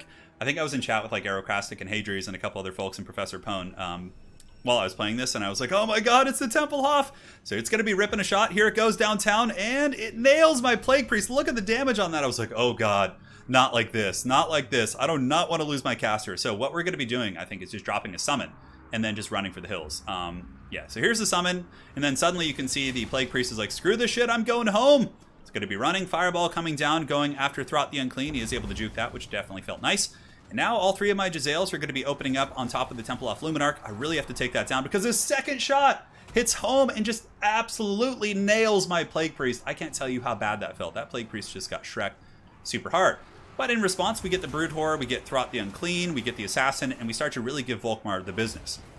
Volkmar is extremely hard countered by the Brood Horrors and those various monsters. And you can see his HP is really tanking. Now, the Warplock Jezzail is going to be opening up onto the Cavalry on the flank, so there's Empire Knights coming in there. Really nice Soulfire, probably going to clear off my Skaven Slaves pretty well. But I think he was ranging me with the Temple of Luminarch. I wasn't quite able to get there. So basically just opening up here, trying to finish off these Empire Knights and get rid of his mobility. Unfortunately, though, the Sigmar Sons have gotten into the middle of my formation, and I am kind of forced to send my Brood Horrors in to deal with them.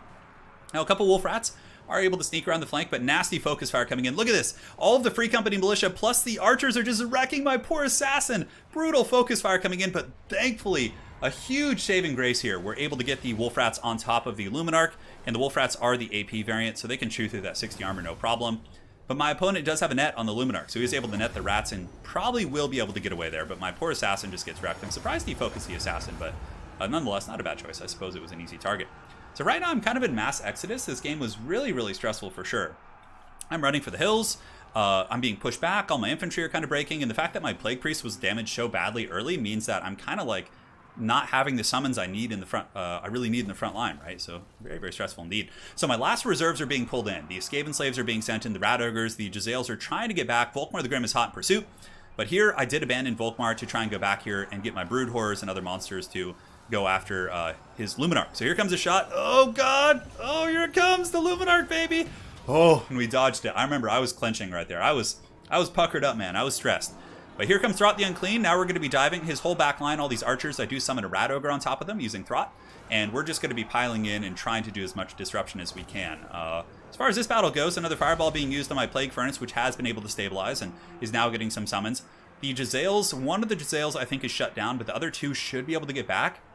And if I can get these weapons teams firing again, I think I'm going to be in relatively good shape here. But try my best to hunt down the Luminarch, man. The Brood Horrors are just pushing through the very low mass infantry here, like these basic archers.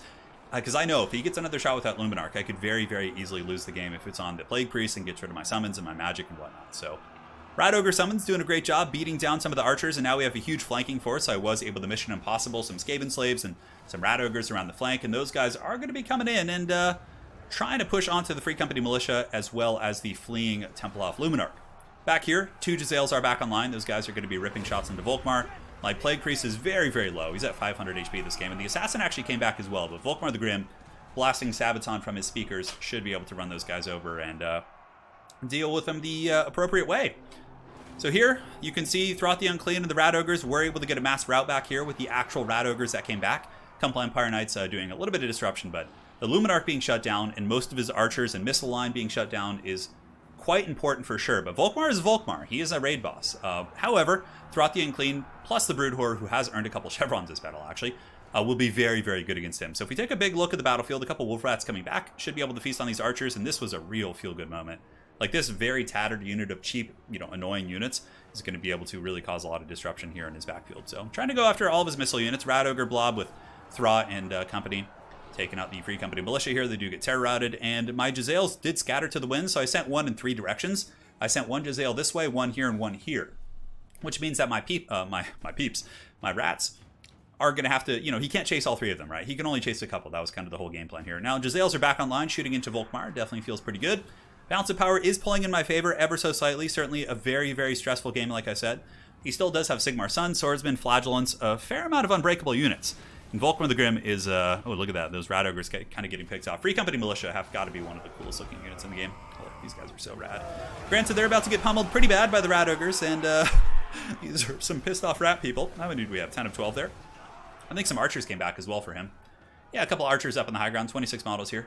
Blasting into these guys.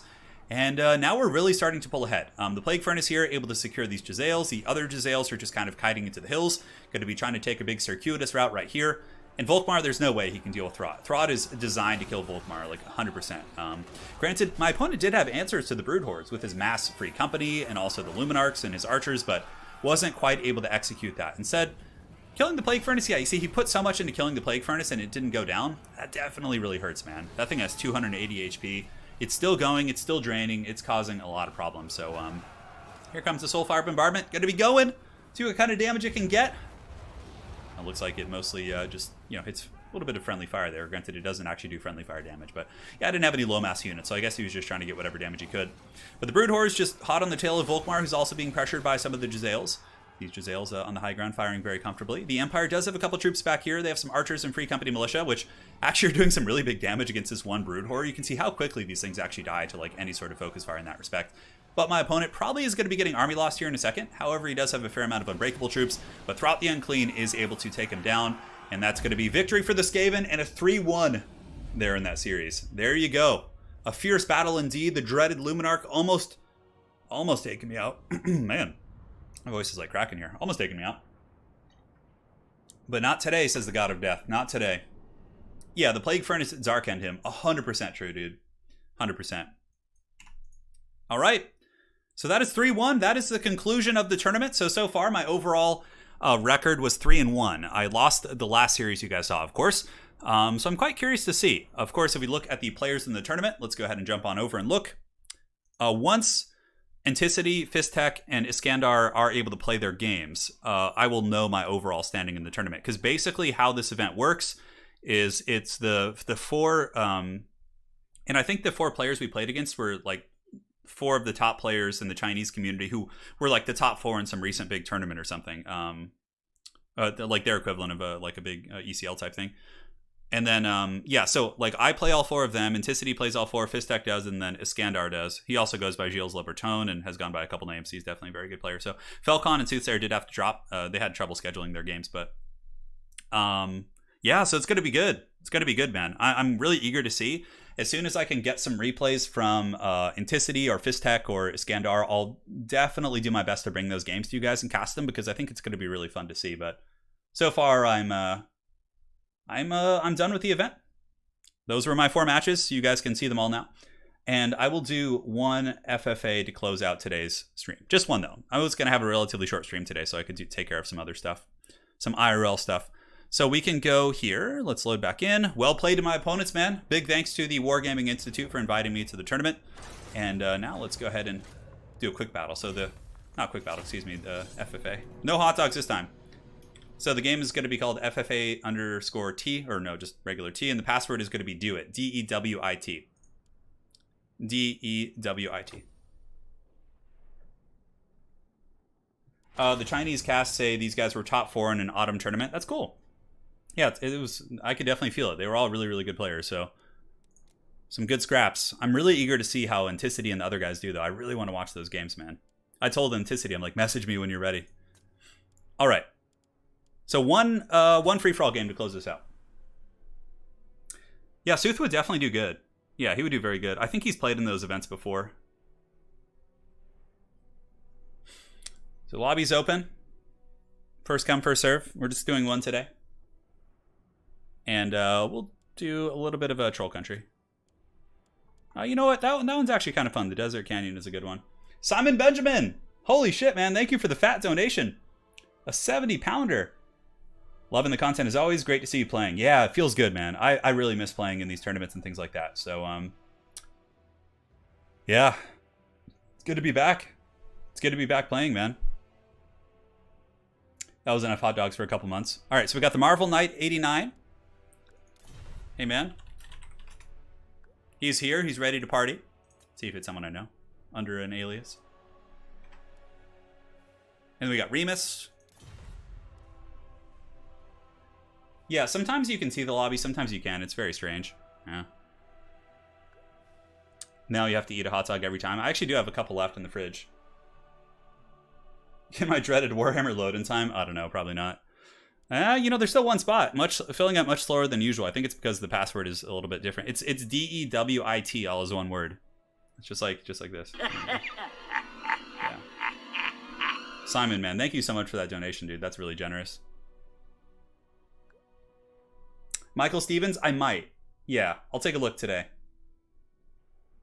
All right, we got Lacrosse Bob. Hell yeah, dude. Hey, guys. Let's party. We got Sean Pullman. Holy shit, man. Where's this coming from? Sean, thank you for that donation. Hey, Turin, long-time lurker here. I figure I've been mooching the free content long enough. Keep up the good times, and here's hoping to much more. Holy shit, that is a big Chungus donation for sure. Thank you so much, Sean. That is super generous. Oh, yeah, you got the Penguins there? Yeah, you a hockey fan? The Pittsburgh Penguins. I played hockey when I was young. When I was real young, I played hockey for about 3 or 4 years. Yeah, man. Sean, thank you so much for that fat one. All right, so let's put the blocker up just to hide my schemes. Who do we want to play here? What do you guys want to see? So let's put army limits on, unit caps to prevent really, really obscene builds. We got Skaven, Wood Elves, and High Elves. Oh, a lot of Elvish representation, huh? So we can go with, I don't know. Who do we even want to play, man? Who do we want to play? Let's go Greenskins. I'm feeling some Greenskins. Yeah, let's do this. Maybe we'll get the big rogue idol to throw some boulders. We have some fun ideas. Oh. Oh no. Okay, we can do that. That looks fine to me. Hey Sean, man, thank you again. Oh yeah, I love me some penguins, and you are definitely welcome. Thanks, man. Malice. Oh my god, Malice and FFA is pretty bad because like as soon as you change, he just like dies, and FFAs are often very long and grindy. So all right. Can these things do that? Okay. Let's see here. You know what? I'm gonna do something real fun. Like you guys are gonna love this.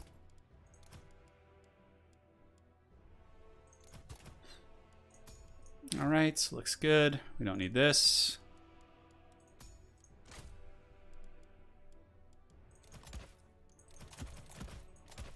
You're gonna like the way you look, I guarantee it.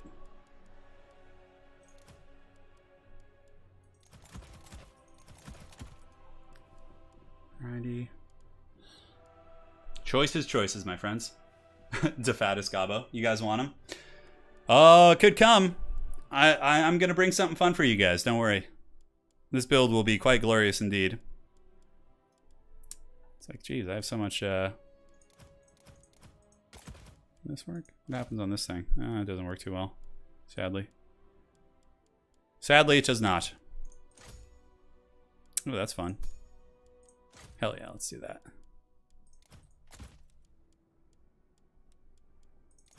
Alright, any casters? I should probably bring a wizard of some sort. A little dude here.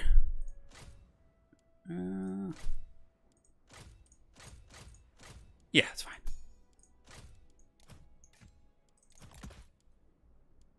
Bring you, and then just get a little sneaky rod on you. You guys are gonna love this, man. Do you guys want a big stone boy? The big stone boy could be a thing. It could be. It very well could be. Don't you worry. I have to keep it secret and safe right now, though. You gotta keep this spice alive. All right, that looks good. Mix in a couple of you guys. Probably need something to shoot at, like wood elf flyers just cackling over my head. Oh man, it's like so much money, but you can't spend it all here. I still have like 700 G's. God damn.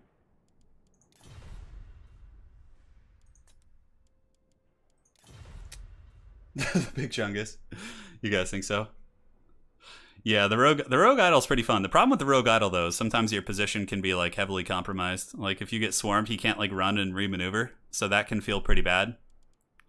Part of me is like, God, I wish I could take like a bigger army here. Oh my goodness gracious, man. I can't do it. I'm too weak. It's like limiting the number of units I can bring. Ready. All right, I think I'm ready. I think I'm good. I think we're all set.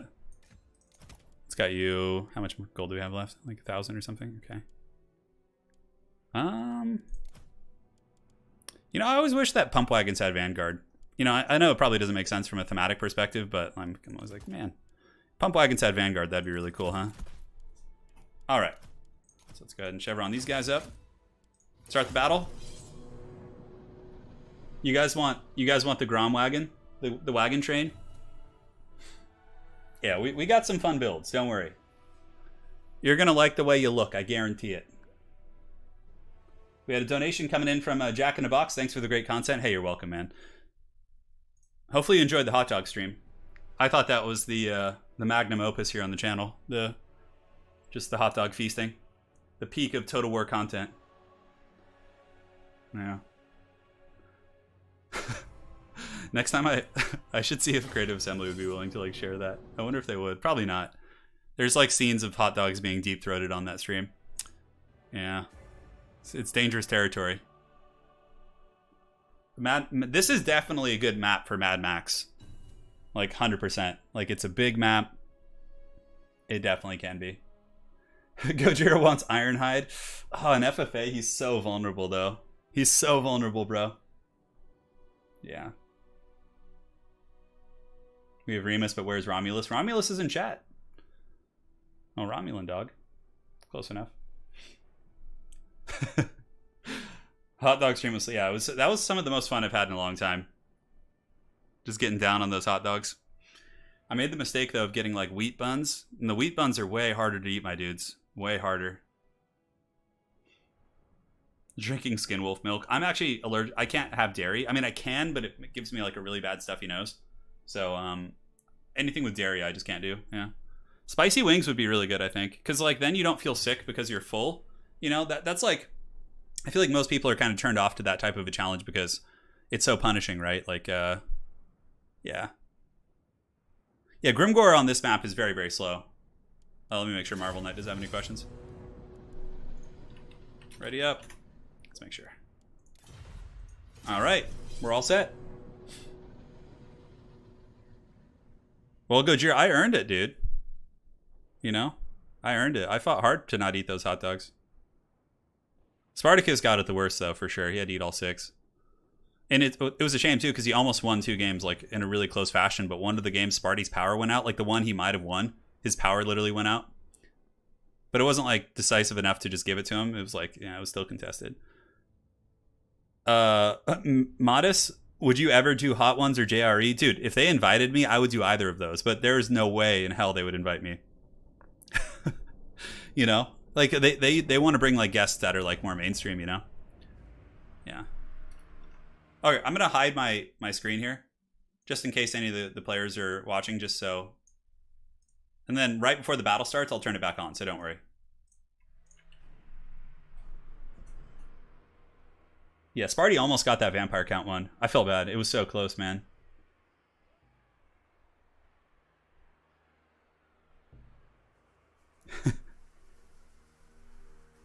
Head cheese or tongue inversed? I don't know what that is. I actually do not know what that is, my friend.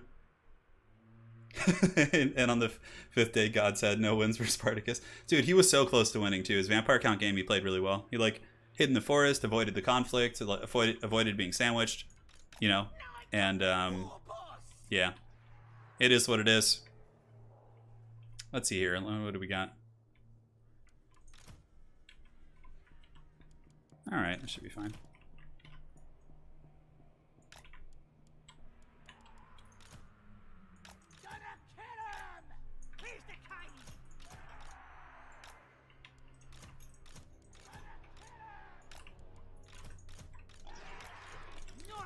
Looks fine.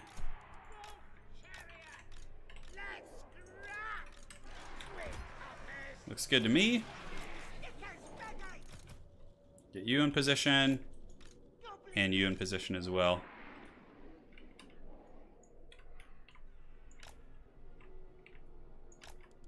A little caster can chill here. All right, I think we're ready. I'll find out. Oh, God. Do you watch? Yeah, I watch a ton of YouTube channels. I watch mainly 40K channels. Like, I watch a lot of 40K, like battle reports. That's usually what I watch. I just finished Voyager, though. I finished, ready. So I just finished Star Trek Voyager. That's the one with Captain Janeway. Finished all 7 seasons. So I finished TNG, Deep Space Nine, Voyager, and yeah. So I've gotten through the modern, like, you know, 90s, 2000s Star Trek. I'm gonna start watching the new season of The Expanse. That's kind of on my horizon. When you're good.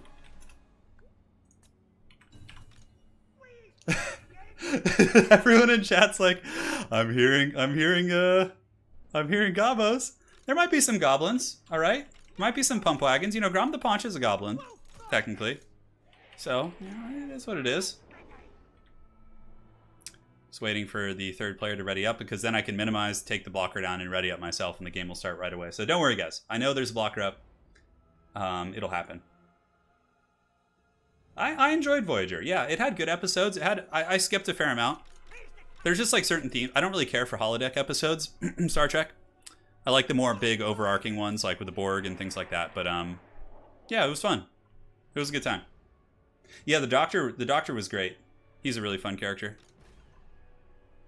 All right, that's fine. We can just take down the blocker now. There's only a couple seconds left. All right, guys. It begins. Oh! Oh God, there's vanguards everywhere. Oh no! The disaster has struck. Everyone had the same idea. Oh God, my fanatics. Oh! Charge! Ah! Oh, those fanatics are gonna hurt though. Holy shit. Okay, well, we've pretty much had to give up this whole affair here.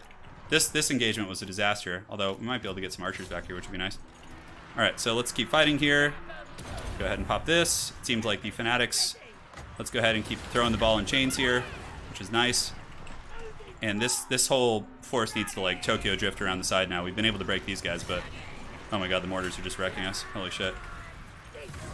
Fight! Fight, my minions! Fight! And then we have the caster too. Ooh, yeah, let's get him going. Drop this here. That's going to be fun. We need to get onto that gun line if we can. Okay. Okay, we don't have a whole lot left here. Our other half of the army didn't make it to this fight, so we're probably going to get wrecked, but we're going to try and shut down the dudes here. This is Skaven Assassin. Okay, let's go ahead and Tormentor Sword him. See what we can do. Okay, this is good. We've gotten into the squishy parts of that army. We killed some archers. It looks like our Squig Hoppers got caught by the High Elves. We need to pull in our skirmish cav now. Let's do this. Okay, so we have... Yeah, this is good. We still traded well in this engagement. Even still. And, oh man, my little lord is in trouble. Okay, let's get him out of here if we can. Come on. Come on, let's do a Vindictive Glare here. Little goblin, pull back here if we can. Get you skirmishers doing your thing. You guys keep hunting down the mortar teams. The Jezzails. We're doing quite good on points, actually, believe it or not. I should be able to kite out these assassins here. Pull you back too. Alright, so 5. Get you back. Let's just like pull whatever we can back this way. Yeah, that's nice. This is nice. We're getting a ton of points here. You can see we're in first still, but probably not for long. Alright, so let's focus down this assassin if we can. Get you to come in and maybe do a little cycle charging here. Fanatics, you guys can start shooting at the triads here. Get you guys piling in there as well. Little goblin caster that could. Let's get you away. And we can actually use a vindictive buff on you. Yeah. Looks good. Great. See if we can get that other assassin. Alright, skirmishers. Keep doing your thing. Despite our big haggard engagement, it looks like we have a couple cav left. Let's pull them down, see if we can like unite our army here. Okay, this is great. Is that Deathmaster Sigil? Oh, he's coming. Okay. Gotta be careful. Gotta run away. Vindictive Glare. Let's go ahead and pop it on you. Let's get the little fanatics piling in. The archers can work down this alley here. Looks like the Wood Elves are fighting now. Yeah, we don't want any part of this. We'll just keep picking off the characters where we can. Our little big boss is definitely doing some great work. Alright, caster, let's run across the bridge. Little chariots here. Might be able to do some work. We have some fanatics. And we'll launch them here. Shoot the Jezzails. Pull back this way. And we just keep these guys shooting in here, I guess. Deathmaster's getting a little bit low. Vindictive Glare, we can pop him in the face again. Pull back these fanatics.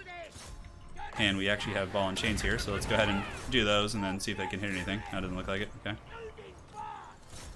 Go, get the Deathmaster.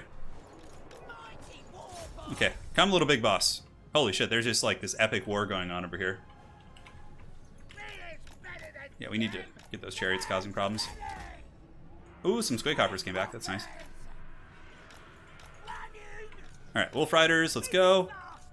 3. Move you guys up here again. Just keep skirmishing with the Skaven. It's Clan Vulcan Tail Slashers or some shit. Okay. Ooh, yeah, look at those. He's got the mortar teams back online over there. That's nasty. Let's go, let's go. Push it. Push it real good. Come, my little bosses. We can actually, like, charge in and just hammer these guys real quick. That should be fine. Nope, Deathmaster's not going to have any of that. It looks like some Eshin Triads or something.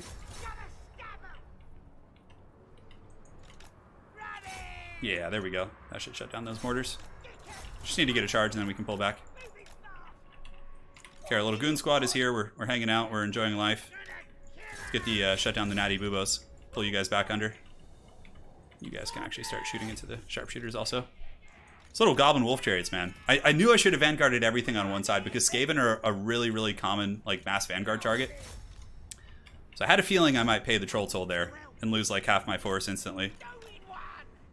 Yeah, High Elves are doing good. Remus is doing solid. I need to make sure I get a fair amount of points here to have a chance of winning. Squig Hoppers are back, which is nice. Okay, so let's go ahead and drop a Vindictive Glare on you. See if we can snipe him out. Pull you up. Get the Vindictive Glare. There it comes. And we nailed him. That's great. Perfect. Come on, I need those chariots to live. Shoot the Deathmaster. What do we have here? Like a big freaking tree man over there? What is he even doing?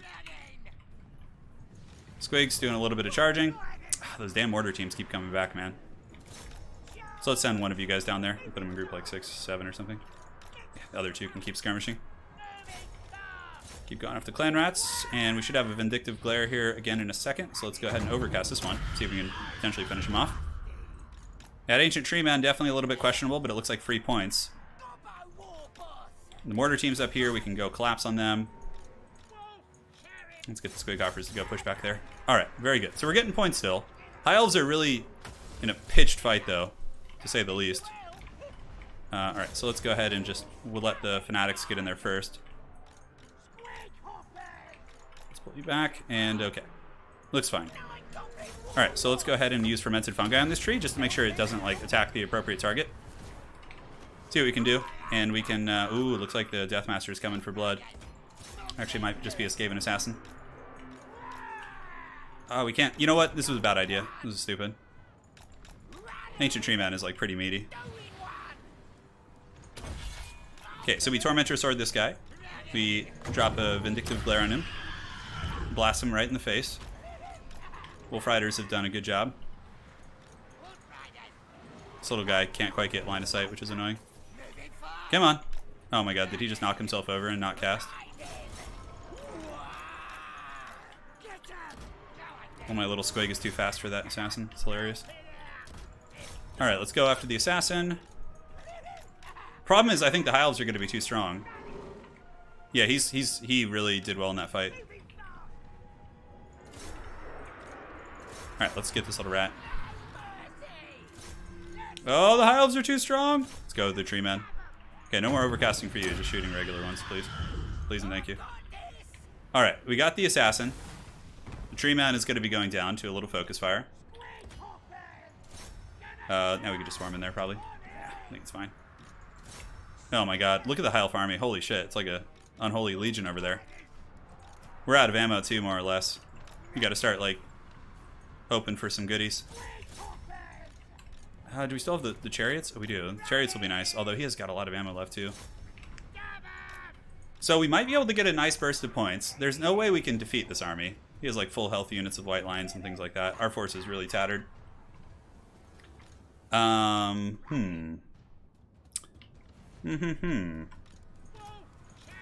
let's regroup our units here. So 4, 2, 3. Winds of Magic is so crazy with these guys here.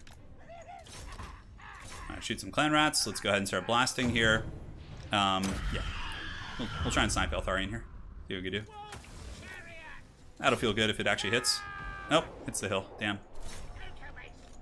Those are shattered, so no point in wasting time with them.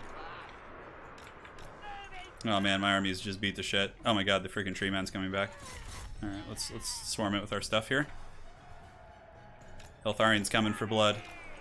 Let's juke those shots, pull back. We need to break that tree man. Hopefully he actually breaks. Send our fanatics forward. If we can get line of sight on Eltharian. Really don't want to lose those guys. They do have Tormentor Sword and Fermented Fungi, so like there's a chance our... Let's get like check line of sight here. So we need to get you up on the hill here, little goblin. And okay, so the tree man is broken. Let's go finish off the Skaven back here, just to get as many points as we can. Oh man, that Phoenix is pretty pissed off too. You know what, let's shoot the Phoenix. Oh god, of course it misses. He's probably gonna land and snipe my caster. I'm hoping the little goblin can win this. Okay, I think he's doing a bombardment. Can't quite tell. Oh, is that actually doing damage? What the hell? Keep him going. I think we managed to clean up the Skaven back here, which is good. Oh, he's coming for the land. You know what I could do is I could actually Fermented Fungi this guy. Let's do that. Should be rampaging now. Unfortunately, oh my god, it's attacking like all awkwardly and not actually landing. Come on, come on. So what we have to do is time the do this, and then we can time it here. Boom. So that'll trap Eltharian. And now maybe we can kill the bird with our squig. No. It's not going. It's not happening. Oh god, squig run! Oh no! Be free, my squigling! We almost got the bird. Not quite. We have the fanatics we could lose too. Are those dragon princes? Oh god. It's going to be a disaster. Our poor Wolf Rider Legion charging in. I think we have a couple ball and chains left, but they're too low to use it. Okay, so let's do this. Let's see if that can kill anyone. There you go. I think I might kill a couple princes there. Yeah, that was cute. Well, we're not going to get it, but it was a valiant effort. We tried our vanguard, but lost half of our army. To said vanguard. Let's go see if we can get Eltharian. Rally, my goblins! Rally and fight for your goblin king! Come on. Come on, you can do it. The little wolf chariots are coming for blood. Remus is going to claim victory for the High Elves. And people say Elves never win. I guess that's more for one-on-one. Elves are a very strange faction in traditional battles. I think you really have to be someone who's like a specialist at them. That was a fun game though. GG. GG, well played. Poor Marvel Knight. He's like, my tree, I just wanted to keep fighting. Save that one. That could be a fun one to cast another time. You guys want another one? I think we could do another FFA. We had some fat donations. I feel bad just ending it right after him. Thank you guys. So, Little Goblin did alright. I mean, he only costs about that much. Yeah, but, oh god, so much of our army just got annihilated. Man, 1,300 gold on you. Fanatics did pretty good. Most of them paid for themselves. Yeah, 1,100 here. Eltharian the Grim. What a G, man. He did well. Dragon Princes. Oh, 20. Holy shit, this guy must have killed a shit ton of Wood Elves. Because Lacrosse Bob also had his army a little, like, mixed up. Not in a bad way, but I'm saying his army was, like, partially vanguarded, so I think he kind of got caught from the flank. He was also, like, fighting some of my stuff. Marvel Knight was a hero, too. He took that swarm like a champ. Alright. GG all. Well played. Hey, well played, Lacrosse Bob. It was a fearsome fight. Alright, make space for new lads. Alright, so next we'll do Troll Country. We'll do one more. I think one more is fine. Yeah, the tournament games have already ended. Yeah. Alright, well played, Marvel Knight. Came for a contract that couldn't be completed. Oh, I know. Yeah, so if you want to see the tournament games, you can rewind and see those. Like, you should be able to rewind my stream. It was a valiant attempt. All right. So, who do we play here? Hey, my pleasure, man. Appreciate you. A Slayer army is pretty good. The Wagon Horde is also strong. It depends on what map you're on. Yeah, it depends on what map you're on.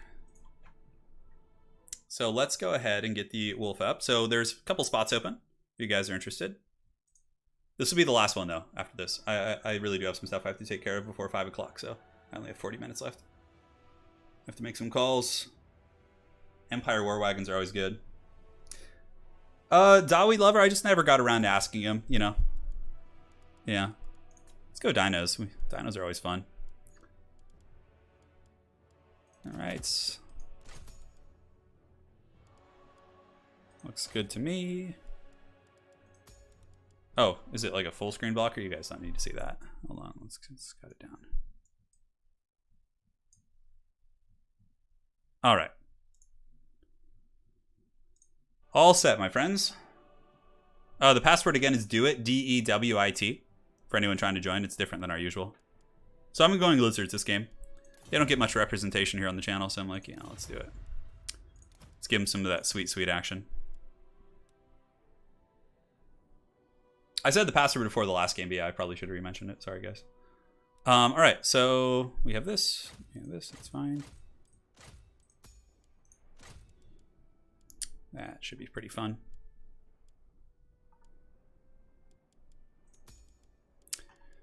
As far as other units go, let's get a couple of these guys. What do we have? Skaven, Dark Elves, and Greenskins. Okay. Dude, don't worry, guys. It's time for some Jurassic Park. It's been a while. Oh man, what? That's nonsense. Okay, well. There's an old dreaded build I've used many moons ago, and it shall once again make a comeback here in this game. All right, let's get you. Seems fine. So what kind of cavalry? Maybe some Cold One Knights or something. That could be probably the extent of it. Oh, the Fire Slan? Yeah, Fire Slan doesn't get much love. I don't know, the other lures are just more useful for that faction. Like, Lore of Life is super good for them, you know. Lore of Fire just isn't great for Lizardmen, in my experience. Yeah. Okay, what are we gonna... Fucking rats. Get some rats in here. The ratsies are coming for us. Alright, that looks fine. Looks like everybody's about ready.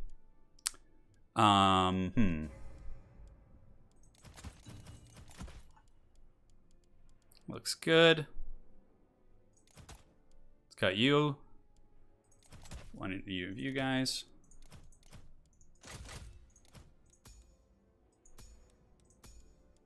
All right, let's party. You guys are gonna like this one, I promise. Yeah, Reginald Puggington. I'll add you to my friends list for future ones. Maybe if you're not on my stream friends list, just shoot me a message in Discord and we'll get you added, and then you should be able to see future ones. We can see the price of your units. It's all right. I mean, it's not like a huge deal. It's just it's fun to have it be somewhat of a surprise. You know. You guys are gonna like this. Trust me. It's a fun one. What am I missing here though? I feel like I should have more. Whatever. It has some big dinosaurs. You guys are gonna like it. I think we have a chance. No Temple Guard actually. No Dark Baphomet. No, we have Sara Spears. They do the trick. You know, I don't know. Temple Guard against Skaven, nah. Temple Guard against Greenskins, nah. Like, Sara Spears will do the trick against most of those cheap monsters. Things like that. No Clever Girls, though. No, I didn't bring any of those. I brought some Pterodons. I brought 2 big centerpieces for my army, which hopefully you guys will enjoy. You know, Tic-Tac-Toe Flying Spam could be fun. But I went with something a little bit more mouth-breathy that hopefully will do well. No guarantees. Yeah, you guys are going to love it. I don't need to worry about hiding my screen here, so... since there's no vanguarding with my build, it's just like a very straightforward like deployment. Sounds good, Reg. You hate dinosaurs? Well, even if you hate dinosaurs, bud, you're going to love solar engines. Because they are one of the coolest units in the game. Not solar engines, excuse me. Engine of the Gods. Just dropping fat ion cannons in a fantasy setting. It doesn't get too much better than that. I probably should have checked if there was lag. Because you can check by typing a message in the general chat. Well, hopefully there isn't. So we have Mazda Mundi. We have double Engine of the Gods. We have, and then everything else is more or less just support. Yeah. Should be fun. All right. Yeah, it didn't seem too bad. Okay. All right, so let's get you guys here. Get the spears and the red crusted skinks to be our front line. Then we can get the javelins kind of supporting behind, getting ready to throw some spears. Mazdamundi is going to be on his toilet seat, actually, so he's not on Zlock. Unfortunately, ladder like limits you. So we're using the basic ladder rules. All right, so we have engine and engine, and then we have one Coldman Rider just to have something mobile. Orbital strike inbound. The dreaded Soul Grinder is here. Soul Grinder 721. He's excited to be here. Hey man, excited to have you here. Let's see how this goes. Dude, you can't defeat the double solar engine, especially if I net you down. I'm gonna net and then solar engine something. Oh, that's gonna be so funny. I hope I can actually pull that off. We'll see. If they have like some elite unit like Crimson Killers. All right, so what do we have over here? Yeah, Greenskins are a good fight for us. Dark Elves, I have no idea. If he brings like Dark Shards and shit, it's not gonna be good. Yeah, so. Probably move over here a little bit and like head towards the Greenskins. Oh, okay. All right then, so we got some vanguards. I got to start moving though to get involved. Otherwise, I'm just gonna be left in the wayside here. And it looks like, oh my god, everyone, look, the Skaven vanguarded on him, but he wasn't there. He vanguarded over here, dude. This is just a circus, bro. All right, we gotta go fight the Soul Grinder and the old one here. Oh my god, there's like squigs coming down from the hills. A little bit, not too bad. The lag isn't too bad. It's fine. It'll subside too as more things die here on the battlefield. Okay, so we got some Greenskin skirmishers here. This army definitely has some good solar engine targets. Like if we overcast a net right there, holy shit, that could be so good. No, it's gonna take us a little while to get there. We're not the most mobile of forces. Yeah, so we got bows. It looks like a Supreme Sorceress of Dark Magic.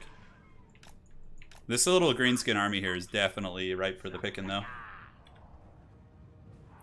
You're excited for a non-hot dog stream? Yeah, I know. Change of pace is fun every now and then, huh? Alright. The poor Skaven just being left in the shadows. What do they have? Hell Pits. Ooh, double Hell Pit's actually really good against us. Ouch. You know, if the Skaven don't have any anti-air, they have... Yeah, they have globes. You know what? Let's go poke the Hell Pit Abominations. That's going to be really cost-effective. We need to catch them in a big blob and then ion cannon them here. It's going to be the dream. It looks like they have some Scourge Runners kind of shooting at us. Not a whole lot we can do against that. We do have healing with Apotheosis, though, so... Alright, so... What is the range on the ion cannon? Okay, we're almost in range for an ion cannon. So let's keep moving. Try and get him blobbed up here. Head off these Greenskins here to get some points. And yeah, these little dudes need to go farm the big chungus. Okay, so Mazdamundi's about in range for nets, although are they blobbed anymore? No, you see we're still out of range on the nets, which sucks. Alright, we can throw some javelins at these ones. Alright, so let's go ahead here. So he's going to try and kite. That's fine. And then when that goes down, we can go ahead and cast... Oh my god, oh. Oh! Oh, it's going to happen! Oh, baby! It's working! Oh! Come on, get him! Get him! Here we go. Oh! Yes, dude. I'm like forgetting everything else that's happening on the battlefield. Oh, we destroyed him, dude. Flatline. Holy shit. All right, let's just move over here and fight these guys now. All right, so just send some Sara Spears. You big dinos can come over here. Holy shit. That was awesome, dude. Okay, let's see if those guys are going to stand still. We could even drop a banishment on them here. Yeah. Shield the old ones. Certainly help. And these cohorts can drop some javelin fire here. Get you guys going there. All right, that was pretty great. I'm very pleased with that. Now the Greenskins and the Skaven will fight, and I can kind of just try and get some points over here. You know, we might be able to get a banishment on these guys if he just kind of stands them there. Let's try that. See if we can. Engine of the Gods will do well here. Looks like we're about to be countercharged though. Get the Unbreakable Skinks in there to cause some drama. We get the banishment off? Oh, baby.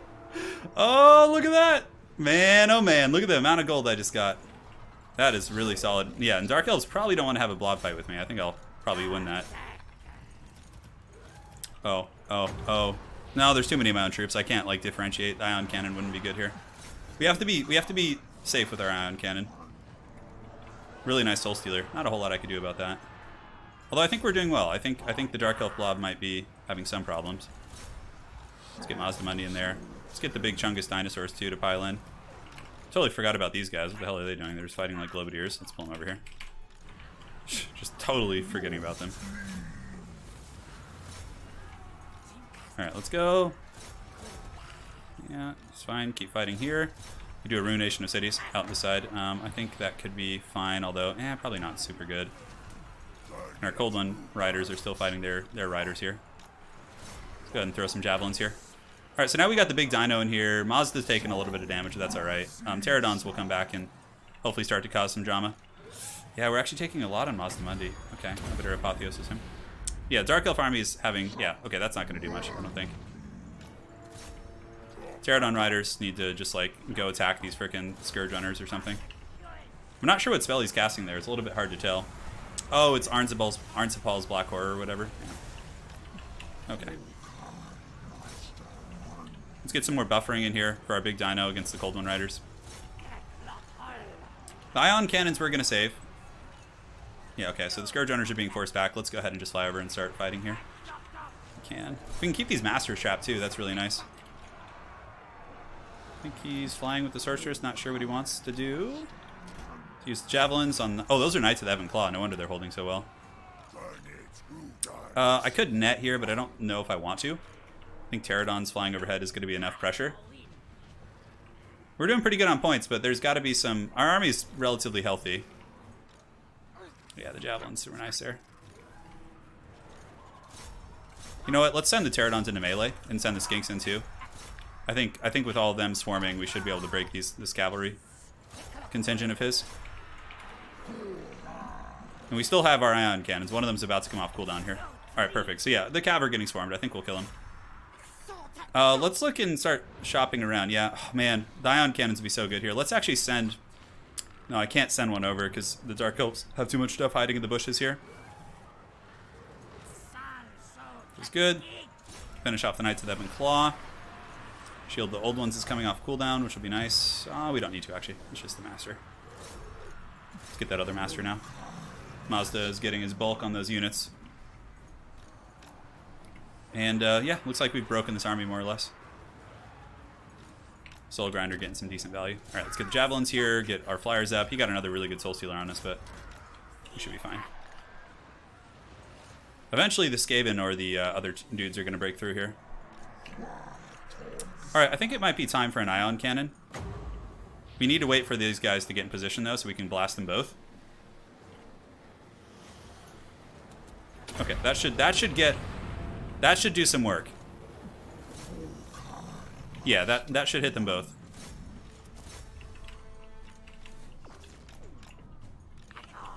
Oh, is he gonna dodge it? Oh, give it to us. Oh, he dodged it. Curses. I should have netted. I don't know. I still have 2 more ion cannons though. Sorry about the lag, guys. It's still a pretty fun game nonetheless. Sometimes happens, you know, you got 4 people from all over the world connecting, so shit can get real. Almost got his other Master down. Goblin Wolf Riders are broken. Apotheosis is here. Yeah, Skaven seem to be doing pretty well over there. They could be a problem for us with double health hits. Yeah, we should probably try and keep our Pterodon Riders alive, huh? This Druchii army has a lot of kite, so could catch him probably by overcasting a net right here. We're out of range. Mazda's so slow on his Chungus mount. Alright, Pterodons, you guys creep back here. What else do we have? Yeah, it's a big Royal Rumble over there. Somebody's typing something. Just saying set, I guess. Ooh, are we actually going to catch him with this dino? That feels good.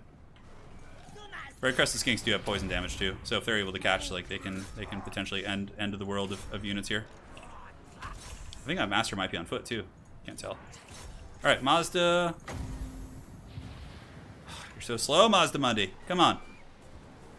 Yeah, can't quite net these guys, man. They're swift. It looks like we got one master. We might be able to head this one off too. Alright, pterodons are just flying about, having a good old time. We're making our way to the other battlefield. It looks like the Skaven have pulled ahead pretty hard because they've been fighting more than we have. Ooh, yeah, we just got the master there. That was nice. Other one's about broken. So we have Ruination of Cities. A couple other options. I'd like to get close to this fight, though. There's a lot more points to be had over there.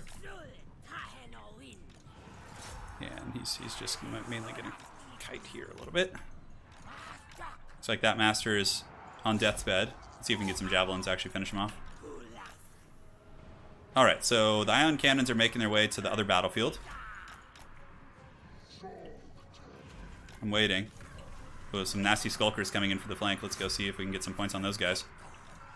I'm going to keep the pterodon riders like in actual reserve because I want to have them for the Hell Pit Abominations as we progress. Ooh, that's Value City on that dude right there. Alright, let's keep moving. Keep moving this way. Looks like Fermented Fungi is active. Might as well cast Apotheosis on the hut. Might as well heal up a little bit. Those friggin' Scourge Runners are doing some work. Okay, that's cool. So we got some of the repeaters there. Skaven have Poison Wing Globes, which... Ooh, hold on. This is a... Oh god. Oh god, is there an ion cannon on this one? There is. Okay. God, they won't stand still. Come on. Oh man, if I could have net all three of those. Man, I wish Mazda had them out, but it wouldn't let me bring Mazda and 2 solar engines. Because we're using like just the ladder restrictions. Because that would be like triple Stegodon, I guess, or something. Yeah. Alright, so what do we have here? We got Skarsnik, Deathmaster Snickich. Let's send the big boys in there. See what kind of work we can do. Ooh, Council Guard. That's a really, really good target. Mazda Money needs to roll over there. Position you guys. Looks like Skarsnik is battling Deathmaster, which is going to be a huge losing fight for Skarsnik. And the Dark Elves are now attacking the Skaven flank, which is good for us. One of our best ways is to get last man standing. Mazda is so slow though, like I can't quite get the nets I want because he's like just always a little bit out of position. Okay, let's pull those guys in, just like we wanted. You guys go chase Skarsnik down. That should be good value. Just move over here, right into the center of things, and you guys go after that Hell Pit. Looks good. Don't worry, guys. I'm gonna get another one for you before this is over. I think our next target is gonna be the Council Guard there. If we can net the Council Guard, and then we're really far away from a net though. Hopefully our little dudes can do some work here. Wolf Rats are charging in. Let's use Refuse to Die so we can't lose any models. And we are almost in range of the Council Guard. Almost, boys. Yeah, Wolf Rats are giving us some points. Dark Elves taking a defensive position over there. We'll just give the order. That's fine. Let's give the order. Hell Pit Abomination. Focus it down. Spears move in. Need to make sure the ion cannon is nearby too. Skarsnik should give us some good points here too. Okay, you wanna do this, huh? All right, shield the old ones. It is. No, don't disrupt my plans. Skaven. All right, I think we're okay. Council Guard are staying out of range, which is good. Good for them. All right, so yeah, Deathmaster might actually die here in this blob. With the solar engine kind of battering on him, or the whatever it's called. Oh, man, I could do the ion cannon without the net, which I think I'm gonna have to. Oh man, okay, hold on. Okay, he's moving, so there's no point in that. Mazda's moving back. It looks like we hurt Deathmaster, so let's keep Mazda moving. Keep that Mazda Mundi moving. We've gotten into the globes. We have a couple skinks who can move in there as well. Those globes are hurting too. We're taking crossfire. Sorry about the lag, guys. It happens, you know. Alright, Ruination of Cities over there could be Value City. Let's see what kind of damage we can get. Come on. Let's go. Go in the right direction. Oh, there you go. Yeah, that was good. Alright. He doesn't want it. He doesn't want it to happen. He's moving. The Mazda Chungus is pressuring. Deathmaster just getting punted. It's so funny. We're almost in range. Banishment here. I think we need to Apotheosis at the very least. Alright. Okay, so it's happening here. We're gonna get him. It's happening. It's happening. Oh, but it might cost me my lord. Worth every second. Worth it. Oh, there's the Ion Cannon, baby. Let's go. Oh. Oh, give me those Council Guard. Give it to me. Oh, look at our points just go up into first. Holy shit. Oh, that was so worth it. Worth every second, dude. We still have one more Ion Cannon, too. Oh my god, those Council Guard got flattened. Holy shit.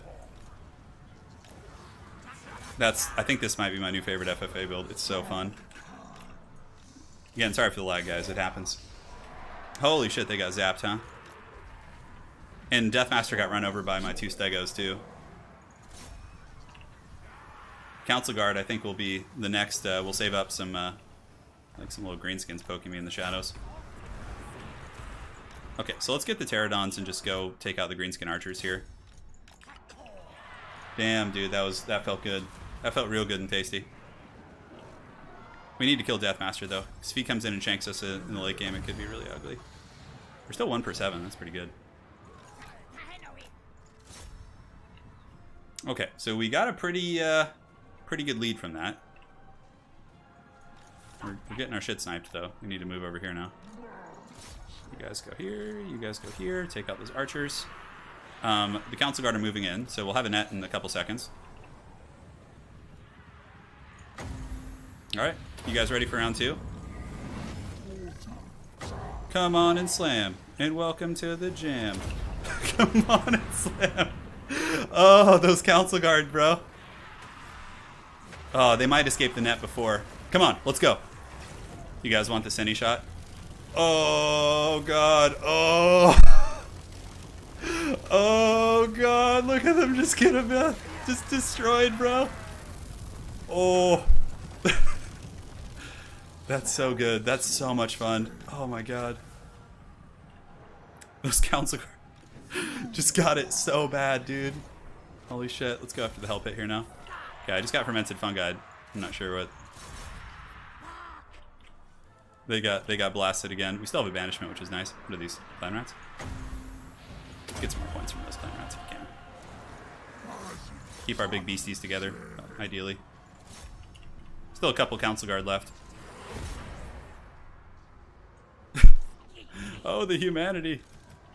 Uh-oh, I'm a little bit kind of exposed here. I don't see a shield of the old ones. It's like random-ass greenskin spells going down. Hopefully we can break this Hell Pit here. Dude, that was so fun. Oh my goodness. Uh-oh, Skarsnik's nearby. I have Ruination of Cities, but it's mostly my stuff here, so I don't want to do that necessarily. Just keep chasing this Hell Pit with our 2 big dinos. Could even net them down. I don't know why my... Oh, do Engine of the Gods give you, like, Winds of Magic? Oh, no wonder my Winds of Magic has been good all game. Yeah, they do. Okay, that's kind of cool. I learned something today. You know what? I'm just going to Ruination back here to try and, like, kill some globes, because they're going to hurt if I let them sit. There's not going to be too many great targets for Ruination. Begone, Blob. No cheese for you. Hey, wow, that actually did great damage. Oh, man, okay. I'll take it. Apotheosis, probably going to keep the hut alive. I got Soul Stealered again. I'm chasing you down. Yeah, let's get in there. It's mainly just going to be dealing with the remaining ammunition of the Dark Elves, although there still is some fighting around the battlefield. Mazda's doing great, man. Yeah, he's been getting some serious points this game. I can chase you here. Okay, so we can pull back these guys. Turn here. We just let our Star Spears chase down those globes. Wow, is he landing here? Holy shit, okay. This might pay off for him, we'll see. I can't... Yeah, I can net him here. Okay. Come on and slam. And welcome to the jam. Come on and slam. Alright, let's let that Hell Pit come back and just pin in this Dark Elf Sorcerer. Alright, I think she's gonna get away still. Come on, dinos. Get that ramage in there. Cold blood on Mazda to make sure he doesn't break, and then we get the flying air force coming in to pin her in. Yeah, this dude came back. Alright, we have the Dark Elf Lady trapped. I don't know if she'll be able to get away. Granted, I don't know if Mazda will live. I don't want to overcast and take damage. So let's Apotheosis. Ah, how is she getting away? Looks like she was trying to push through one of the Pterodons here. Yep, keep trapping her in. Shaken. That was good. We got some solid damage there. I'll take it. Plague Priest is broken too. That's nice. Alright, so she got away, but we made the Troll Toll get paid, that's for sure. Mazda was able to heal with Apotheosis. We still have enough for some more. The Solar Engines, man, they really earned their points. Mazda Mundi for a Galactic Emperor. I know. It's so good. Look at these guys just getting the business here from Chungus Mazda. I wish I could have brought Mazda plus those two. Because then he'd be fast and could actually like keep up with them and drop nets and things like that. Alright, let's move into those globes. I don't have any way of shutting them down. Who's gonna hurt? Alright, looks like the Skaven monsters in the trees there doing their thing. So we'll hunt them down here. Go, go, go! Alright, we're pretty far ahead on points. Greenskins have a couple units fighting. It looks like mostly just like Night Goblins and stuff, so it shouldn't be a problem there. Mazda and the boys have caught up with these Poison Wing Globes. And now we can finish off the big boy himself. Let's pull these guys behind, actually. Get a rear charge. Try and break its leadership. Yeah, engines are definitely not slouches in combat. Shield the old ones, I guess. No, we don't need to. Oh man, one of my dudes just broke for no reason. That's unfortunate. I guess the, oh, the healing proc. Yeah, look at that. Well, hopefully we could just chase him off. I'm gonna drop some rocks on this guy's head to send a message. See what kind of damage this could potentially do. Yeah, I did like nothing. Alright, so let's try and finish you off. Get the Pterodons to go chase you off the battlefield. Do I know that the rats have rights? Not the Council Guard, I guess. Yeah, apparently not. Yeah, we need to kill those. They'll actually do damage to me. Alright, that hell pit is down, so now we can move over. Looks like the Skaven army is more or less shattering. Army losses is really, really difficult to attain in FFA. Yeah, again, sorry about the lag. Hopefully you guys still... I might cast this one separately, as well as the other one. Just so you can get those ion cannons in full HD. Keep these guys fighting. Just to buy some time for my dudes to come and ram them with the horns. Mazda's still going strong, dude. Mazda's value, only 1,600 actually. Oh, but that's right, the ion cannons do the killing. 3,700 on that one, and 3,900 on those two ion cannons. Holy shit, man. Talk about insane value. What are these, Skaven slaves? Okay, some Skaven slaves. I think I have some units on the far side of the map, too. Alright, so now we just need to pile in and try and take these guys out. 2 and 2. Man, it's so cold today. Let's go, boys. Now, that's something I gotta try and pull off in a multiplayer game. I don't think he's gonna kite me because there's no ammo. The Greenskins pretty much have the last bastion of dudes here. These Clan Rat Spears. Or Skaven Slave Spears. Yeah, we'll charge him. Guess he is gonna try and run. Overcast the net, I think, costs a little bit more than I can afford. That's fine. We should be able to catch him eventually with the Stegodons. Got sandwiched, GG. Hey, it was a well played effort, man. Dude, those dudes really paid for themselves. All right, so we shattered those two, so we just need to shatter you now. And then the Greenskins are the last pocket of strength here. Come on, give us the shatter. Are we losing to these Skaven Slave Spears back here? God damn, I thought you guys would just break them on impact. Okay. Gotta pull back then. Alright. Dark Elves are shattered. Except the Sorceress. Now we just gotta move over there. Little skinks are gonna unite with the army here. Look at those damn Skaven Slaves. Are they still going? Star Spears. 1,000 value on them. I think the big cinematic shot of like the ion cannon just eviscerating Council Guard was the best moment. That was pretty magical. Alright, let's move over here. What do we have? Night Goblins. They're chasing down the Sorceress, which is fine. And, oh my god, I can't believe the Skaven are still here. Do we have any rock drops or... No, I used them. I memed too hard with them. So I don't think we'll need everything. Okay, those Skaven slaves just shattered? Yeah, it looks like it. What are they just... Oh, those came from the Hell Pit Abomination. Oh, that explains it. Yeah, we got 96 Night Goblins who are eager. The Floridian Fool has fallen. No more ion cannon, sadly. I wish they had 3 charges. Okay, so what do they do? Yeah, magic and fire damage. 5% ward save. That's actually pretty cool. Important in boarding. Arcane configuration. Firewall moving. I really like the Winds of Magic thing. It kind of has given me some ideas about multiplayer. So much for being done before 5. I know, I kind of got screwed. It's okay. I can deal with it tomorrow. I just got to deal with some LA tax stuff. Just call their office and ask some questions. All right, so what do we got here? Some gobos? Yeah, there you go. They're going to get it. Oh, and the little goblin shaman there. So funny. Look at him. I love the charging animation of Stegodons. It's so cool when they're just like lumbering towards their target. Like, look at the mass. You can like feel it. You know, that's the thing that like the other Total War titles that have come out recently, like Three Kingdoms and Troy, like you just don't feel that, you know? And if you, it's just like the charges just look haggard. I mean, Warhammer does it great, but as far as other ones, like that's why this game for me is the bread. All right, let's go here. Oh, it's time, little goblin. It's time. Oh, yes. That was brutal. The little night goblin got Shrek pretty good. And he's been ripped to shreds by the big Stegodon. Now we just chase the Greenskins off the field here. What the hell is still here even? Oh my god, is that Skarsnik?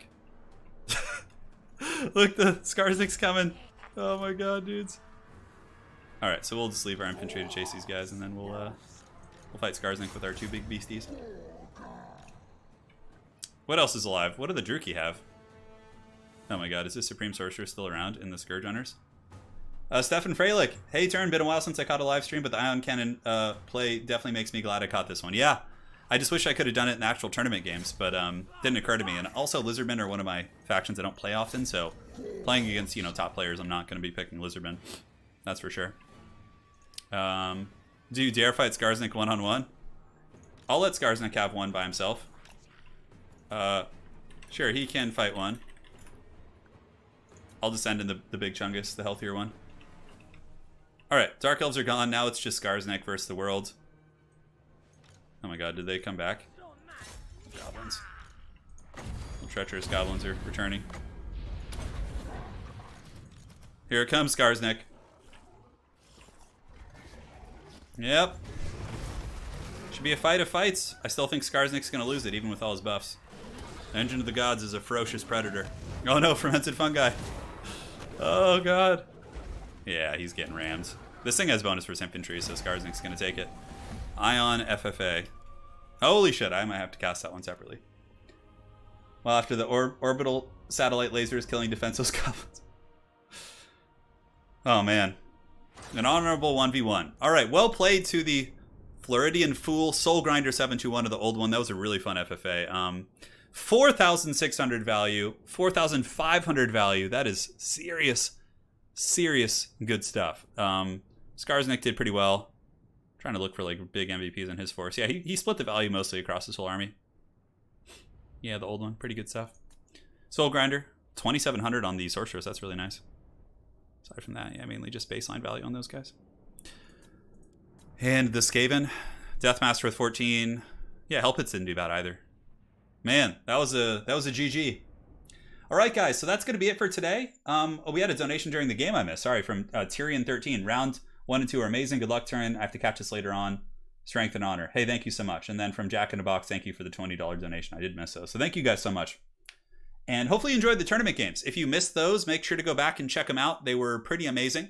Overall in the tournament, there's probably people joining who haven't seen them, so I won't spoil the outcomes. But rounds 1 and 2 were in the previous stream, and 3 and 4 were in this one. So you can see the overall scores and all that sort of good stuff. It was a super fun event. Again, big thanks to the Wargaming Institute for inviting me. It was an absolute pleasure playing against some of those players over there, and they were all good sports and really fun seeing their unique play styles. So that's it for today, guys. Thank you. Really appreciate you all. Big thanks to everyone for the donations, from Stephen Fralick, Tyrion 13, Jack in a Box, Sean Pullman, Simon Benjamin with a fat one as well, Hunter Haven, Super Dog Ham for becoming a member, Meng Ran X, Callum, Jonathan Anderson. Thank you guys all so much. Really, really means a lot. And hopefully you guys enjoyed that. I certainly had fun. We'll see you guys back with the stream, maybe even tomorrow. Oh, you want to see the globes? Okay, this one's for the Puggington. 1,500 and 600 for you. Yeah, hopefully that answers your question, brother. All right, guys, you take care. Thanks again for watching, and we'll see you on the other side. Take care, guys.